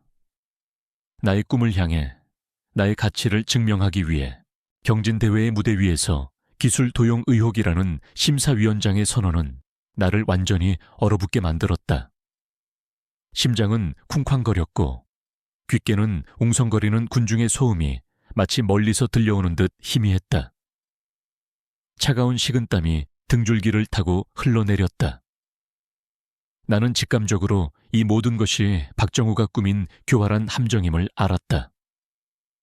그의 냉소적인 미소는 내가 이렇게 다시 일어서는 것을 용납하지 않겠다는 비열한 의도를 명백히 드러내고 있었다. 그는 이지훈을 파멸시킨 것에 만족하지 않고 나의 재능마저 짓밟아 영원히 침묵시키려 했다. 나는 필사적으로 나의 결백을 외쳤다. 말도 안 됩니다. 이 장치는 제가 직접 개발한 것입니다. 그 어떤 기술도 도용한 적이 없습니다. 모든 것은 저의 독창적인 아이디어와 노력의 결과물입니다. 내 목소리는 떨렸지만 억울함과 분노가 뒤섞여 있었다. 그러나 심사위원들과 관객들의 눈빛은 이미 깊은 의심으로 가득 차 있었다. 그들은 나의 말을 믿지 않는 듯했다. 그들의 시선은 마치 내가 파렴치한 사기꾼이라도 되는 양 날카롭게 나를 꿰뚫었다. 내 오랜 꿈이자 열정이 담긴 발명품이 한순간에 도둑질로 매도당하는 상황은 결혼식장에서 겪었던 절망감보다 더한 고통을 안겨주었다. 나의 존재 자체가 부정당하는 것만 같았다. 심사위원장은 단호한 목소리로 말했다. 김민서 씨, 현재 저희는 익명의 제보자로부터 받은 증거 자료를 검토 중입니다. 이 의혹이 사실로 밝혀질 경우 당신은 경진대회에서 즉시 탈락할 뿐만 아니라 향후 모든 업계 활동에 심각한 제재를 받게 될 것입니다. 나는 몸이 떨려왔다. 이것은 단순한 탈락 문제가 아니었다. 나의 꿈, 나의 미래, 그리고 내가 지키고자 했던 명예가 한순간에 산산조각날 위기였다. 이지훈 사건 이후 어렵게 다시 일어섰는데 이제는 재능마저 부정당하고 모든 것을 잃게 될 판이었다. 내가 그렇게도 갈망했던 김민서라는 이름은 영원히 기술 도용범이라는 낙인과 함께 사라질 운명이었다. 나의 삶은 다시 한번 벼랑 끝에 서게 된 것이다. 한예진은 관객석에서 나를 비웃는 듯한 미소를 지었다. 그녀의 눈빛은 이제 너의 세상은 끝이야라고 말하는 듯했다. 그녀의 옆에 앉아있던 이지훈은 여전히 나를 외면했지만 그의 얼굴에는 미묘한 동요가 스쳐 지나갔다. 아마 그도 이 상황이 예사롭지 않다는 것을 느끼고 있을 터였다. 그는 아마도 박정우가 이런 극단적인 방법까지 쓸 줄은 몰랐을 것이다. 그의 표정에서는 경멸과 함께 일말의 당황스러움이 엿보였다. 박정우는 팔짱을 낀 채 흡족한 미소를 짓고 있었다. 그는 자신이 완벽하게 나를 조종하고 있다고 생각하는 듯했다. 나는 심사위원들을 향해 고개를 돌렸다. 부탁드립니다. 제발 제 말을 믿어주세요. 저는 단 한 번도 남의 기술을 도용한 적이 없습니다. 이 장치는 저의 모든 열정과 과학적 지식을 담아 만든 것입니다. 제 할아버지께서 주신 이 음반지에 새겨진 고대 상형 문자의 원리에서 영감을 얻어 개발한 기술입니다. 이것을 어떻게 도용이라고 할 수 있습니까? 이 장치는 제 삶의 이야기입니다. 나는 오른손에 낀 음반지를 움켜쥐었다. 차가운 금속의 감촉이 나의 떨리는 손에 전해졌다. 할아버지의 말씀이 귓게 울리는 듯했다. 보이는 것이 전부가 아니지. 세상에는 과학으로 설명할 수 없는 신비로운 것들이 많단다. 하지만 지금 이 순간 그 신비로운 힘은커녕 모든 것이 나를 짓누르는 듯했다. 나는 나의 특별한 감각이 지금 이 상황에서 아무런 도움이 되지 못한다는 것에 절망했다. 심사위원 중 한 명이 냉철하게 말했다. 감정적인 호소는 심사에 영향을 미치지 않습니다. 우리는 객관적인 증거를 원합니다. 당신의 기술이 도용이 아니라는 명백한 증거를 제시하십시오. 그렇지 않다면 우리는 규정대로 당신을 실격 처리할 수밖에 없습니다. 나는 막막했다. 어떻게 증명할 수 있을까? 나의 연구 과정이 담긴 수첩은 낡은 수리점에 있었다. 그곳까지 가서 가져올 시간도 없었다. 게다가 지금 이 자리에서 내가 이 장치를 도용하지 않았음을 증명할 방법은 무엇이 있을까? 나는 깊은 절망감에 휩싸였다. 경진대회 참가자들 중 나를 동정하는 사람은 아무도 없는 듯했다. 그들은 모두 경쟁자였고 나의 몰락을 방일지도 몰랐다. 그때 관객석에서 노인이 벌떡 일어섰다. 그는 나를 향해 소리쳤다.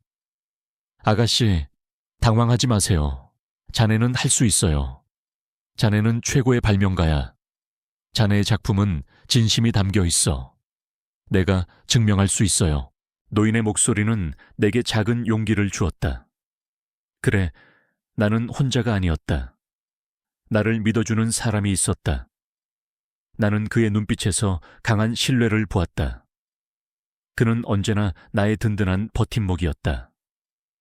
그의 존재만으로도 나는 다시 일어설 힘을 얻는 듯했다. 나는 그의 얼굴에서 따뜻한 희망의 빛을 보았다. 그의 오랜 경험이 담긴 눈빛은 내게 용기를 주었다. 하지만 시간은 나를 기다려주지 않았다. 심사위원장은 시계를 보며 말했다. 시간이 얼마 남지 않았습니다. 5분 안에 당신의 결백을 증명하십시오. 그렇지 않으면 규정대로 탈락 처리될 것입니다. 그의 목소리에는 단호함이 묻어 있었다. 그는 규정대로 처리할 수밖에 없다는 것을 보여주려는 듯했다. 5분. 너무나도 짧은 시간이었다. 나는 눈을 감았다. 머릿속이 하얘지는 듯했다. 그때 내 안에서 무언가가 번뜩였다. 할아버지의 음반지, 그리고 내가 이 장치를 개발했던 순간의 모든 기억들이 파노라마처럼 스쳐 지나갔다.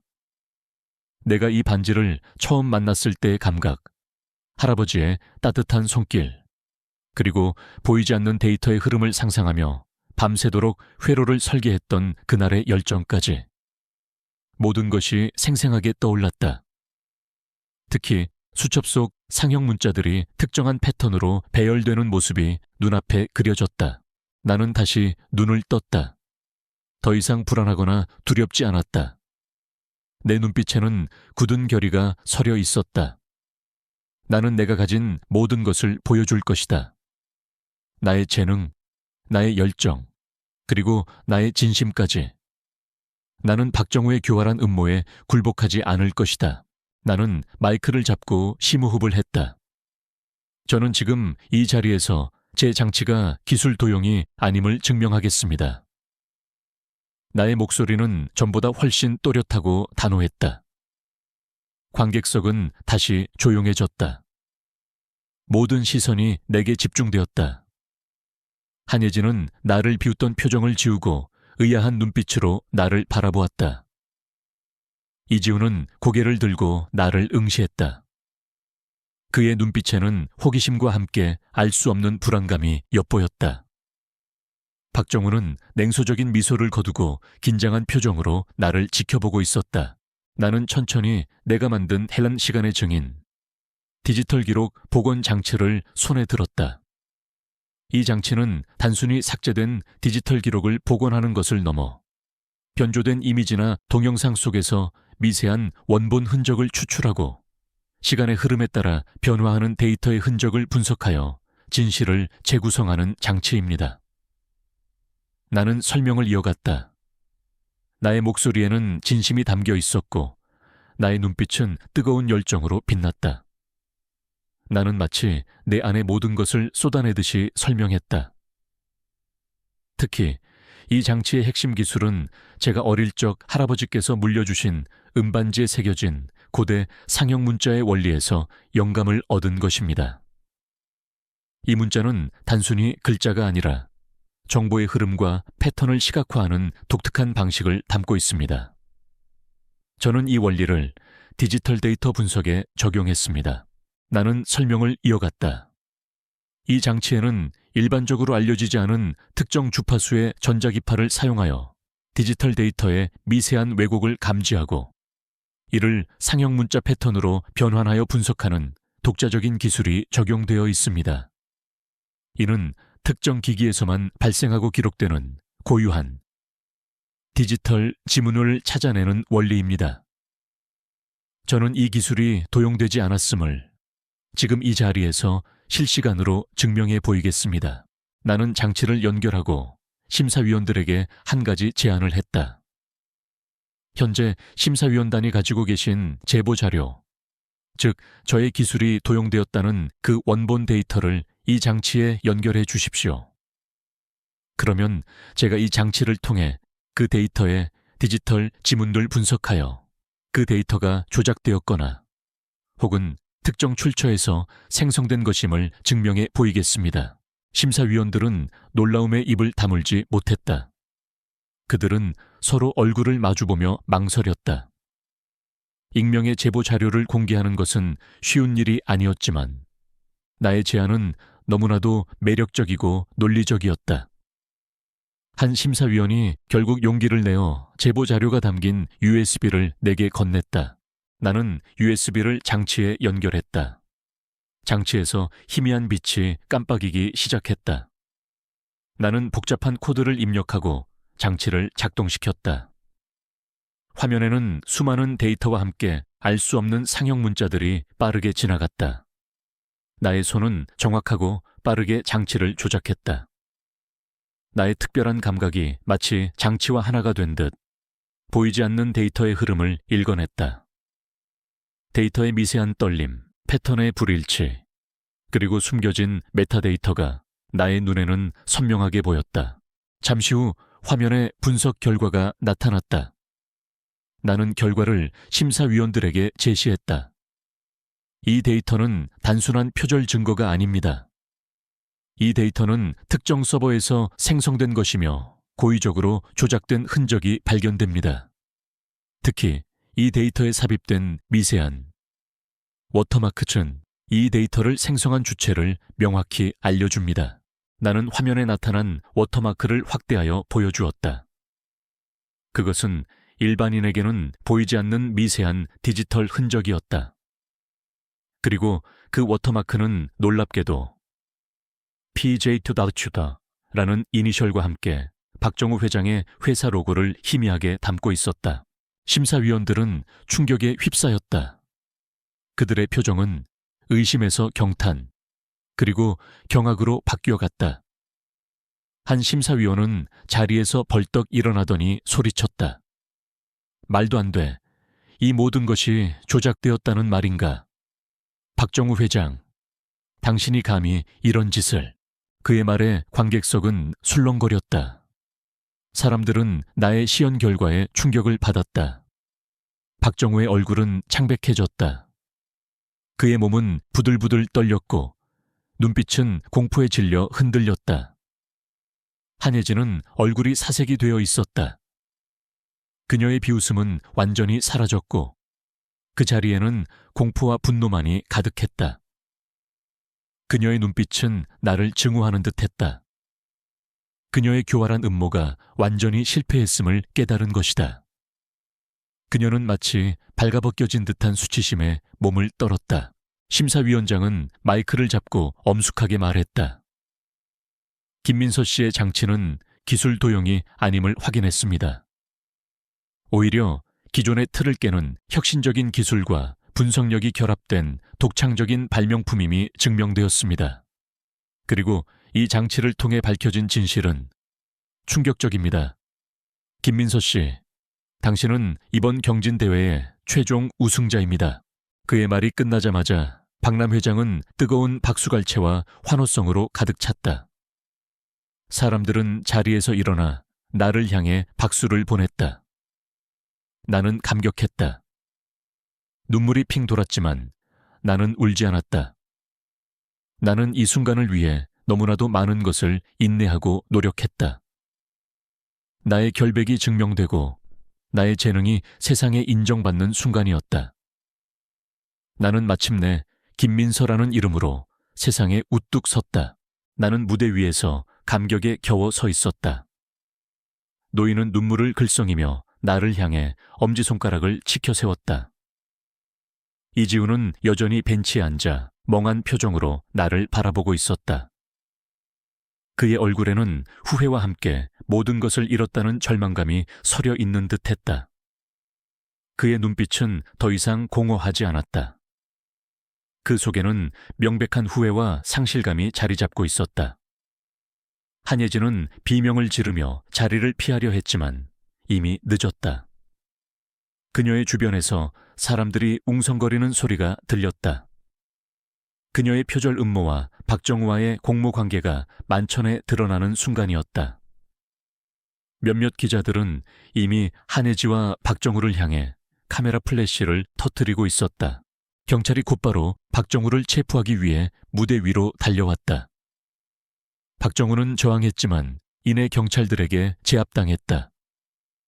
그는 경찰에게 끌려가면서도 나를 향해 분노에 찬 눈빛을 보냈다. 하지만 그의 눈빛에는 더 이상 위협이 아닌 절망만이 가득했다. 나는 무대에서 내려와 노인에게 달려갔다. 그는 나를 끌어안고 진심으로 축하해 주었다. 아가씨, 내가 그럴 줄 알았어. 정말 잘했어요. 자네는 해냈어. 드디어 자네의 빛을 찾았어. 나의 승리는 단순한 경진대회 우승이 아니었다. 그것은 나의 자존심을 되찾고 나의 가치를 증명한 순간이었다. 나는 더 이상 이지훈의 그림자 아래에 갇힌 나약한 존재가 아니었다.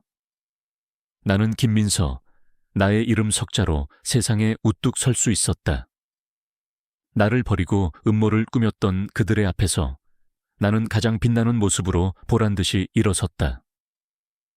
특히 나의 발명품이 이지훈의 결백을 밝히는데 결정적인 역할을 했다는 사실이 내게는 큰 의미였다. 비록 그가 나를 배신했지만 나는 진실을 밝힘으로써 그를 구원한 것이다. 그것은 나의 방식대로 정의를 실현한 것이었다. 밤이 깊어졌다. 나는 호텔방에 앉아 잠들지 못했다. 내 손에는 경진대회 우승 트로피가 들려 있었다. 차가운 금속의 감촉이 나의 승리를 더욱 실감나게 했다. 나는 창밖을 내다보았다. 도시의 불빛이 반짝였다. 이 모든 것이 현실이라는 사실이 믿기지 않았다. 나는 휴대폰을 꺼내 나의 낡은 수첩을 찍은 사진을 보았다. 거기에는 수많은 아이디어와 열정, 그리고 내가 겪었던 아픔의 흔적들이 담겨 있었다. 나는 이 모든 과정을 통해 더욱 강해졌다. 나는 내가 가진 재능을 사용하여 나의 꿈을 이룰 것이다. 그리고 나를 믿어주는 사람들에게 보답할 것이다. 그리고 이지훈 사건의 진짜 진실을 밝히는데 나의 모든 능력을 쏟아부을 것이다. 가장 중요한 것은 이 모든 과정에서 내가 진정한 나를 찾았다는 것이다. 순수함 속에 숨겨진 강인함, 섬세함 속에 감춰진 혁신성. 나는 더 이상 타인의 시선에 갇히지 않을 것이다. 나는 나 자신을 믿고 내가 원하는 길을 걸어갈 것이다. 나의 특별한 감각과 할아버지의 지혜로 박정우와 한예지, 그들의 교활한 음모는 결국 나를 더욱 빛나게 만드는 계기가 되었다. 그들은 나를 무너뜨리려 했지만 오히려 나를 성장시켰다. 나는 그들에게 감사해야 할지도 모른다. 그들의 악행 덕분에 나는 진정한 나를 찾을 수 있었으니 나는 나의 오른손에 낀 은반지를 만지작거렸다. 할아버지의 말씀이 다시 귓게 울렸다. 보이는 것이 전부가 아니지. 그래, 이 반지는 내게 진실을 볼 수 있는 눈을 뜨게 해주었다. 그리고 내가 진정한 나를 찾을 수 있도록 이끌어 주었다. 나는 이 반지처럼 영롱하고 강인한 존재가 될 것이다. 나는 침대에 누워 천장을 응시했다. 나의 두 번째 삶은 이제 막 시작되었다.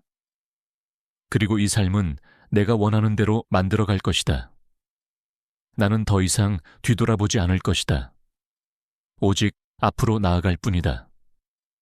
나의 꿈을 향해, 나의 가치를 증명하기 위해 경진대회 우승은 단순한 승리가 아니었다. 그것은 내게 새로운 시작을 알리는 종소리이자 내가 오랫동안 갈망했던 해방의 순간이었다.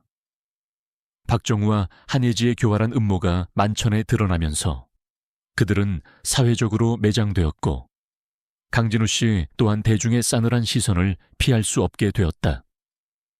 그들은 나를 짓밟으려 했지만 아이러니하게도 그들의 악인은 나를 더욱 빛나게 만드는 촉매가 되었다. 나는 더 이상 과거의 그림자에 갇혀 고요함을 갈망하던 고독한 김민서가 아니었다. 나는 나의 재능과 열정으로 세상에 우뚝 선 당당한 연구자이자 발명가가 되었다. 우승 직후 나는 수많은 인터뷰 요청과 협력 제안을 받았다.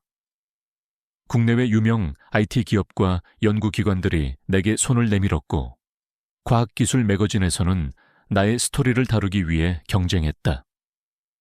하지만 나는 서두르지 않았다. 노인은 내게 조언했다. 아가씨, 지금은 신중해야 할 때예요. 많은 기회가 올 테지만 자네의 가치를 가장 잘 알아주고 자네의 꿈을 존중해 줄 곳을 선택해야 해요. 자네의 기술은 세상을 바꿀 힘이 있으니 더더욱 신중해야 하네. 나는 노인의 지혜에 감탄했다. 그는 나의 멘토이자 나의 가장 든든한 조언자였다. 나는 그의 조언대로 모든 제안을 신중하게 검토했다. 그리고 결국 나는 한 국제적인 비영리 단체의 제안을 받아들이기로 결정했다. 이 단체는 디지털 범죄 수사 및 사이버 보안을 전문으로 하는 곳으로 나의 할시간의 증인, 디지털 기록 복원 장치로의 잠재력을 높이 평가했다. 그들은 내게 자유로운 연구 환경과 충분한 지원을 약속했으며 무엇보다 나의 기술이 사회 정의를 구현하고 억울한 이들을 돕는 데 사용될 수 있다는 점을 강조했다. 나의 장치가 이지훈의 결백을 밝힌 것처럼 더 많은 사람들에게 진실을 찾아줄 수 있다는 생각에 나는 가슴이 뛰었다. 나의 새로운 삶이 시작되었다. 나는 내가 꿈꿔왔던 진실을 파헤치는 연구자의 길을 걷게 되었다. 매일 아침 나는 설레는 마음으로 연구실로 향했다. 복잡한 알고리즘과 방대한 데이터들이 나의 손끝에서 새로운 의미를 얻었다. 나의 연구는 과거의 아픔을 치유하고 현재의 디지털 세계에서 숨겨진 진실을 밝히며 미래의 사이버 보안을 위한 초석을 다지는 데 기여했다. 특히 할아버지의 음반지에서 영감을 받은 디지털 지문 분석 기술은 전 세계 디지털 포렌식 분야에서 큰 반향을 일으켰다. 사람들은 나의 기술에서 단순히 혁신적인 기능을 넘어선 깊은 통찰력과 윤리적 가치를 느꼈다. 나는 더 이상 혼자가 아니었다. 연구실에는 나의 작업을 돕는 유능한 연구원들이 생겼고 나의 기술과 연구를 지지해주는 수많은 전문가들이 생겼다. 나는 그들과 소통하며 나의 연구 철학과 비전을 나누었다. 내가 겪었던 시련과 극복의 과정을 솔직하게 이야기하며 많은 이들에게 용기와 희망을 주었다. 특히 젊은 연구자들은 나의 이야기에 깊이 공감하며 나를 롤모델로 삼았다. 그들은 내가 좌절하지 않고 다시 일어선 모습에서 자신들의 가능성을 보았다. 노인과의 관계는 더욱 돈독해졌다. 나는 그를 나의 비즈니스 파트너이자 영원한 친구로 여겼다. 나는 그의 낡은 전자제품 수리점이 계속 번성할 수 있도록 지원을 아끼지 않았다. 그는 나의 성공을 진심으로 기뻐해 주셨고 내가 어려움에 처할 때마다 따뜻한 조언과 격려를 해주셨다. 우리는 함께 맛있는 식사를 하고 미래에 대한 이야기를 나누며 행복한 시간을 보냈다. 아가씨, 자네는 정말 대단해요. 내가 처음 자네를 만났을 때 자네는 상처받은 작은 새 같았는데 이제는 이렇게 멋진 독수리가 되었으니. 노인이 따뜻한 미소를 지으며 말했다. 나는 그의 손을 잡았다. 어르신 덕분이에요.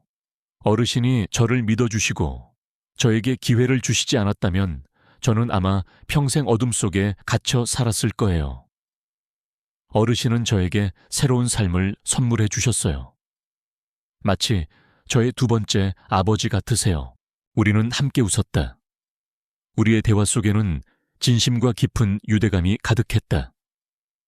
노인은 나의 삶의 진정한 축복이었다.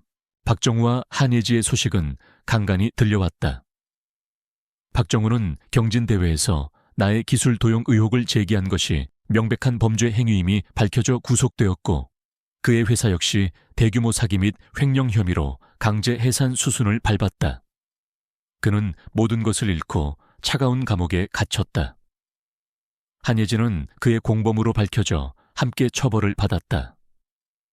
그녀의 화려했던 삶은 완전히 산산조각 났고, 그녀는 자신이 뿌린 씨앗을 거두어야 했다. 그들은 자신들이 파놓은 함정에 스스로 빠진 격이었다. 강진우 씨는 경찰의 재수사를 통해 무죄를 선고받고 석방되었다. 나의 시간의 증인 장치가 결정적인 증거를 제공했기 때문이었다. 그는 석방 후 내게 찾아와 진심으로 사과했다. 그는 초라하고 지쳐 보였다. 민서야, 정말 미안하다. 내가 정말 어리석었어. 너를 그렇게 대한 것을 정말 후회한다. 네가 날 구해줬는데 나는 그의 사과를 들으며 복잡한 감정을 느꼈다.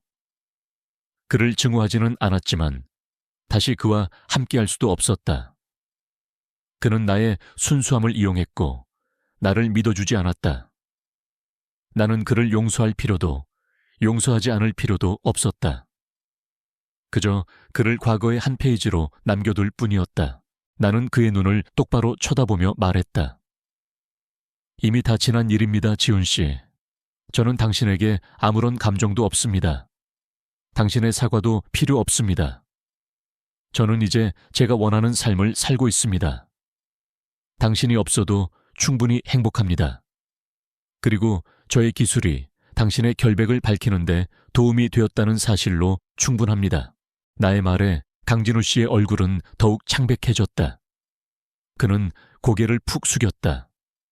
그는 자신이 얼마나 소중한 것을 놓쳤는지, 그리고 이제는 그것을 되돌릴 수 없다는 사실을 깨달은 듯했다. 그는 아무 말도 하지 못하고 돌아서서 사라졌다.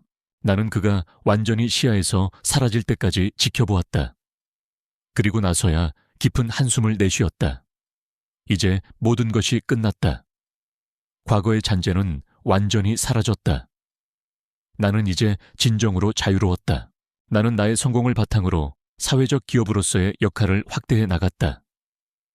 나의 비영리 단체는 디지털 정의 재단부로 이름을 바꾸고 주로 사이버 범죄 피해자와 디지털 소외계층을 지원하는 데 힘썼다. 나는 직접 재단을 운영하며 그들에게 법률 자문을 제공하고 사이버 보안 교육을 통해 디지털 세상에서 스스로를 보호할 수 있도록 돕는 프로그램을 만들었다. 특히 나의 시간의 증인 장치를 활용하여 억울한 피해자들의 디지털 증거를 복원하고 그들의 결백을 밝히는데 적극적으로 나섰다. 재단을 운영하면서 나는 많은 사람들의 아픔과 절망을 마주했다. 하지만 동시에 그들의 강인함과 희망을 보았다. 나는 그들에게 나의 이야기를 들려주었다. 내가 겪었던 시련과 극복의 과정, 그리고 기술을 통해 진실을 밝히고 정의를 실현할 수 있다는 메시지를 전달했다. 나의 이야기는 많은 이들에게 용기와 위안을 주었다. 나는 이제 더 이상 CEO의 순수한 아냈나, 괴짜 과학자라는 수식어에 갇히지 않았다. 나는 진실을 밝히는 사이버 보안 전문가, 사회에 공헌하는 혁신감으로 불렸다. 나의 이름 김민서는 이제 나만의 것이었고 나는 나의 이름에 자부심을 느꼈다. 나의 삶은 완벽하게 역전되었다. 어느 날 저녁 나는 재단에서 주최하는 디지털 정의 콘서트로에 참석했다. 콘서트장은 수많은 사람들로 북적였고 나의 연구 성과와 재단의 활동들이 소개되었다. 나의 발명품 중 가장 눈에 띄는 것은 단연 시간의 증인이었다. 복잡한 회로와 고대 상형 문자의 원리가 결합된 장치는 사람들의 시선을 사로잡았다.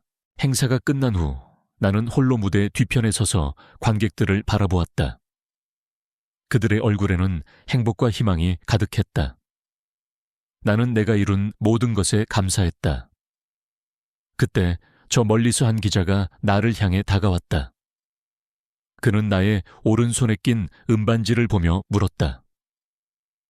김민서 박사님, 이 반지에 새겨진 상형 문자는 특별한 의미가 있는 것 같습니다. 혹시 어떤 의미를 담고 있나요? 나는 미소를 지으며 반지를 바라보았다. 이 반지는 제 할아버지께서 주신 유품입니다. 할아버지는 늘 저에게 보이는 것이 전부가 아니다. 세상에는 과학으로 설명할 수 없는 신비로운 것들이 많단다. 라고 말씀하셨죠. 이 상형 문자는 바로 보이지 않는 진실을 찾아내는 지혜들을 상징합니다. 그리고 저는 이 반지에 새겨진 원리를 통해 시간의 증인 장치를 개발할 수 있었습니다. 이 반지는 저에게 늘 진실을 탐구하고 정의를 실현하라는 메시지를 줍니다. 기자는 나의 설명에 감탄하며 고개를 끄덕였다. 나는 나의 이야기가 더 많은 사람들에게 희망을 줄 수 있기를 바랐다. 나의 기술은 단순히 디지털 데이터를 복원하는 것을 넘어 사람들의 잃어버린 신뢰와 정의를 복원하는 데 사용될 것이다. 나는 스튜디오로 돌아왔다. 작업실은 따뜻한 불빛으로 가득했다. 책상 위에는 새로운 연구를 위한 설계도가 놓여 있었다. 나의 손은 펜을 잡고 새로운 아이디어를 그려 나갔다. 나의 창작열은 식지 않았다. 나는 앞으로도 계속해서 혁신적인 기술들을 개발해 나갈 것이다. 그리고 나의 재능을 사용하여 세상에 좋은 영향을 미칠 것이다.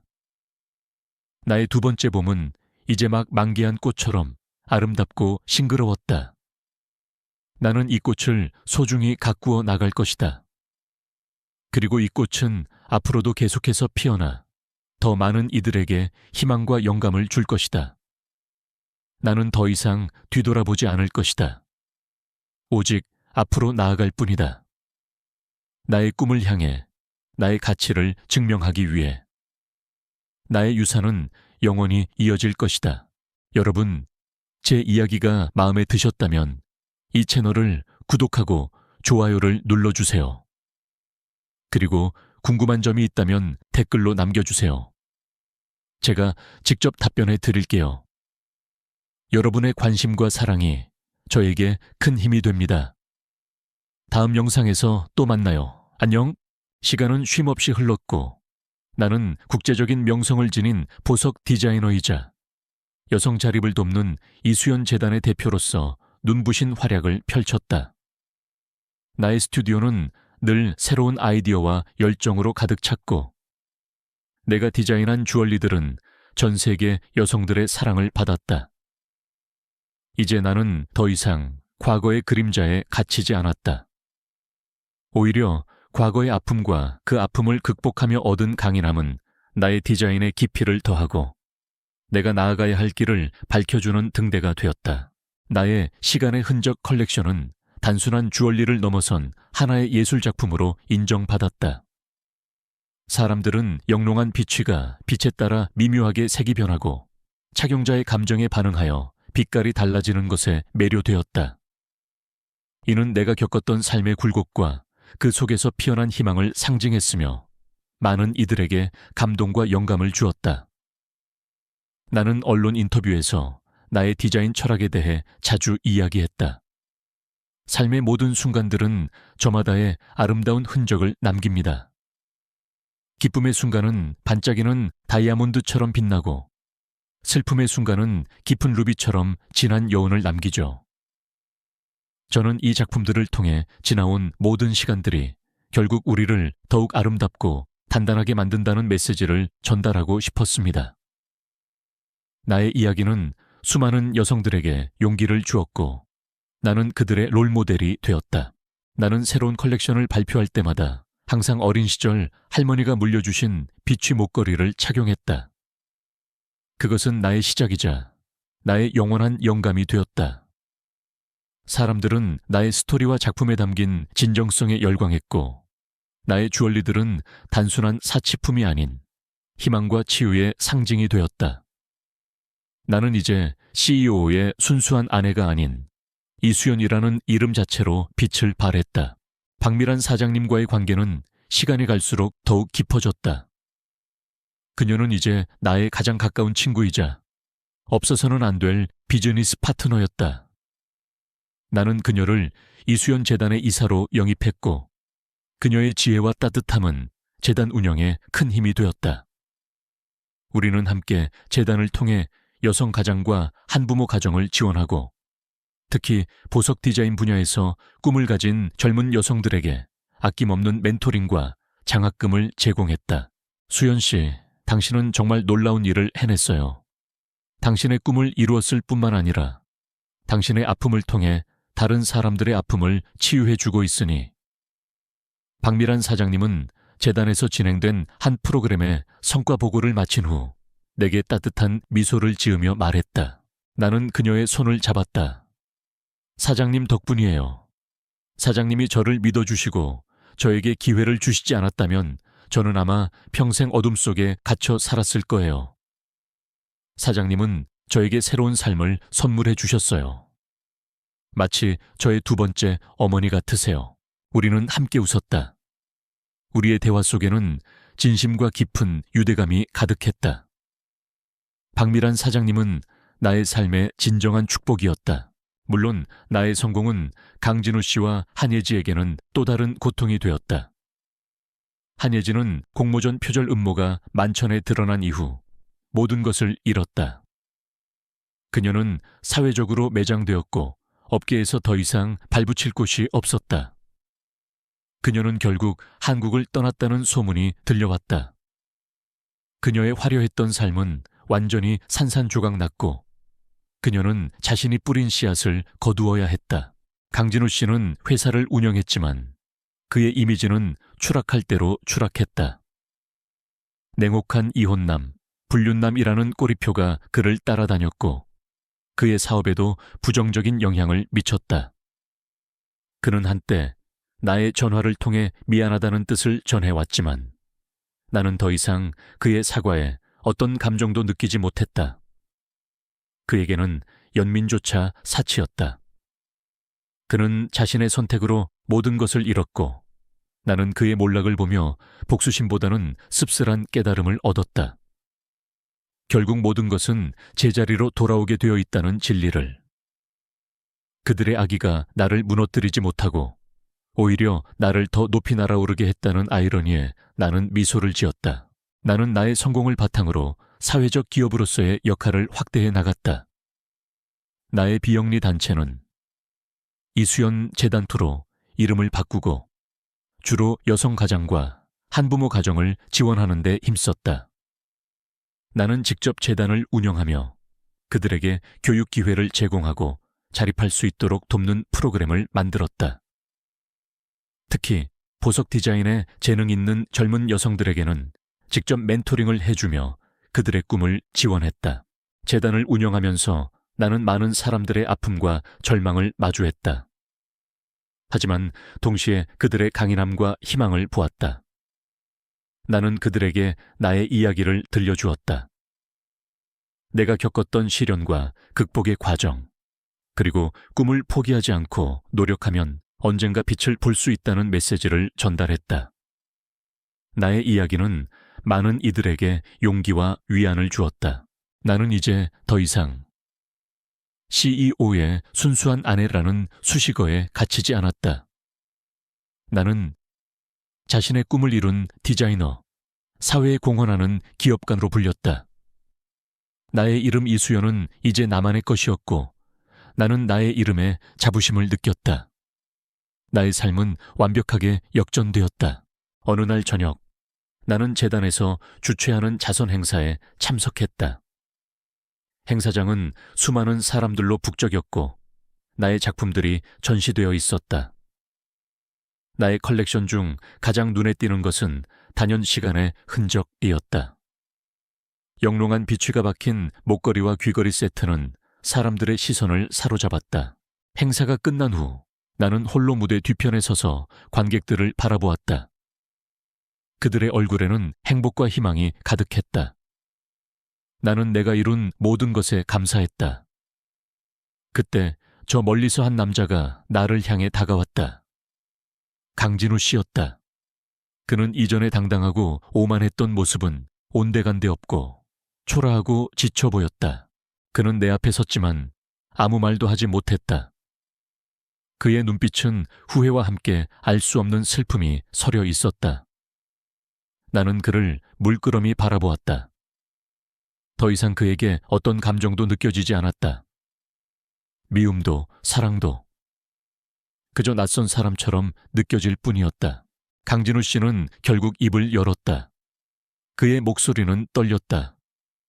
수연 씨, 정말 미안합니다. 제가 정말 어리석었습니다. 당신을 그렇게 대한 것을 정말 후회합니다. 나는 그의 사과에 아무런 대답도 하지 않았다.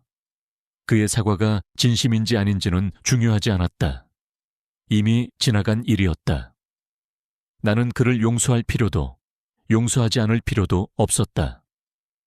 나는 그저 그를 과거의 한 페이지로 남겨둘 뿐이었다. 나는 그의 눈을 똑바로 쳐다보며 말했다. 이미 다 지난 일입니다. 저는 당신에게 아무런 감정도 없습니다. 그리고 당신의 사과도 필요 없습니다. 저는 이제 제가 원하는 삶을 살고 있습니다. 당신이 없어도 충분히 행복합니다. 나의 말에 강진우 씨의 얼굴은 더욱 창백해졌다. 그는 고개를 푹 숙였다. 그는 자신이 얼마나 소중한 것을 놓쳤는지, 그리고 이제는 그것을 되돌릴 수 없다는 사실을 깨달은 듯했다. 그는 아무 말도 하지 못하고 돌아서서 사라졌다. 나는 그가 완전히 시야에서 사라질 때까지 지켜보았다. 그리고 나서야 깊은 한숨을 내쉬었다. 이제 모든 것이 끝났다. 과거의 잔재는 완전히 사라졌다. 나는 이제 진정으로 자유로웠다. 나는 나의 목에 걸린 할머니의 비취 목걸이를 만지작거렸다. 따뜻한 비취의 감촉이 내게 전해졌다. 할머니의 말씀이 귓게 울리는 듯했다. 이건 내게 행운을 가져다 줄 거야. 그리고 언제나 네가 가진 아름다운 마음을 기억하게 할 거야. 나는 이제 이 비취가 단순한 행운의 부적이 아니라 나의 삶의 증인이자 나의 정체성을 상징한다는 것을 깨달았다. 그것은 내가 잃어버린 줄 알았던 모든 것을 다시 찾아준 보석이었다. 나는 스튜디오로 돌아왔다. 작업실은 따뜻한 불빛으로 가득했다. 책상 위에는 새로운 디자인을 위한 스케치북이 놓여 있었다. 나의 손은 펜을 잡고 새로운 아이디어를 그려 나갔다. 나의 창작열은 식지 않았다. 나는 앞으로도 계속해서 아름다운 작품들을 만들어 나갈 것이다. 그리고 나의 재능을 사용하여 세상에 좋은 영향을 미칠 것이다. 나의 두 번째 봄은 이제 막 만개한 꽃처럼 아름답고 싱그러웠다. 나는 이 꽃을 소중히 가꾸어 나갈 것이다. 그리고 이 꽃은 앞으로도 계속해서 피어나 더 많은 이들에게 희망과 영감을 줄 것이다. 나는 더 이상 뒤돌아보지 않을 것이다. 오직 앞으로 나아갈 뿐이다. 나의 꿈을 향해, 나의 가치를 증명하기 위해. 나의 유산은 영원히 이어질 것이다. 시간은 쉼없이 흘러갔고 나는 국제적인 명성을 지닌 보석 디자이너이자 여성 자립을 돕는 이수연 재단의 대표로서 눈부신 활약을 펼쳤다. 나의 스튜디오는 늘 새로운 아이디어와 열정으로 가득 찼고 내가 디자인한 주얼리들은 전 세계 여성들의 사랑을 받았다. 이제 나는 더 이상 과거의 그림자에 갇히지 않았다. 오히려 과거의 아픔과 그 아픔을 극복하며 얻은 강인함은 나의 디자인의 깊이를 더하고 내가 나아가야 할 길을 밝혀주는 등대가 되었다. 나의 시간의 흔적 컬렉션은 단순한 주얼리를 넘어선 하나의 예술작품으로 인정받았다. 사람들은 영롱한 비취가 빛에 따라 미묘하게 색이 변하고 착용자의 감정에 반응하여 빛깔이 달라지는 것에 매료되었다. 이는 내가 겪었던 삶의 굴곡과 그 속에서 피어난 희망을 상징했으며 많은 이들에게 감동과 영감을 주었다.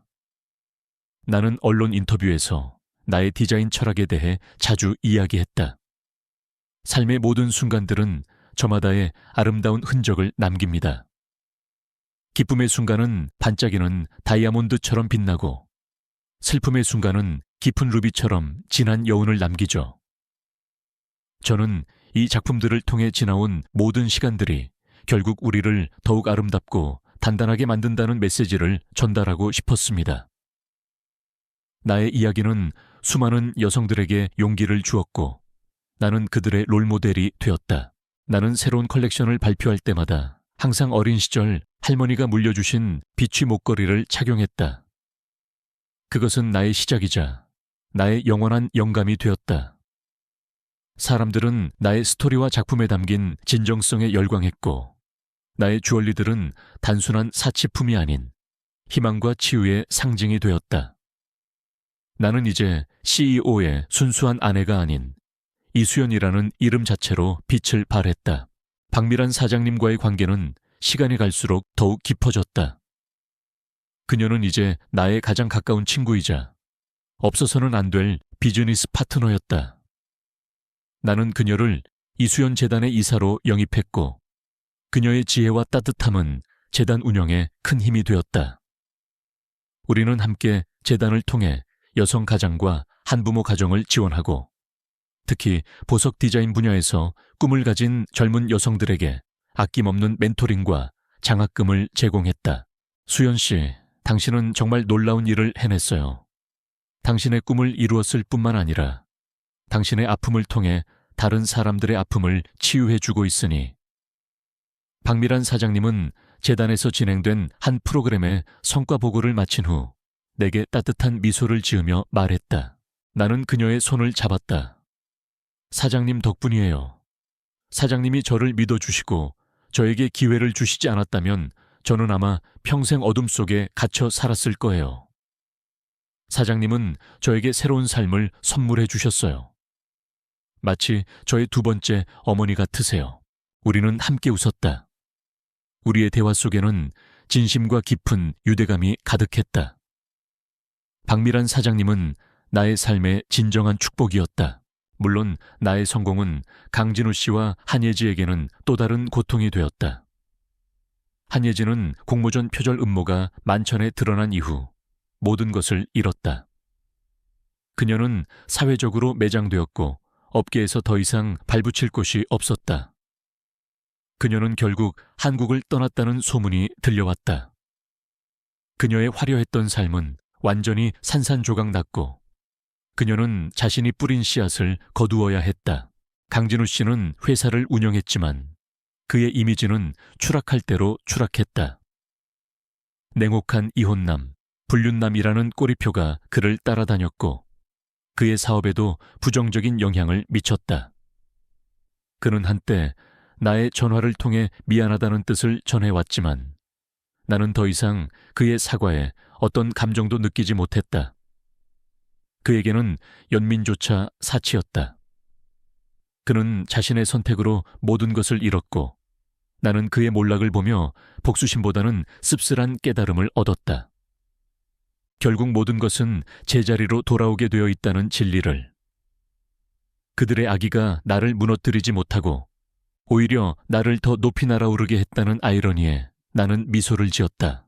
나는 나의 성공을 바탕으로 사회적 기업으로서의 역할을 확대해 나갔다. 나의 비영리 단체는 이수연 재단으로 이름을 바꾸고 주로 여성 가장과 한부모 가정을 지원하는 데 힘썼다. 나는 직접 재단을 운영하며 그들에게 교육 기회를 제공하고 자립할 수 있도록 돕는 프로그램을 만들었다.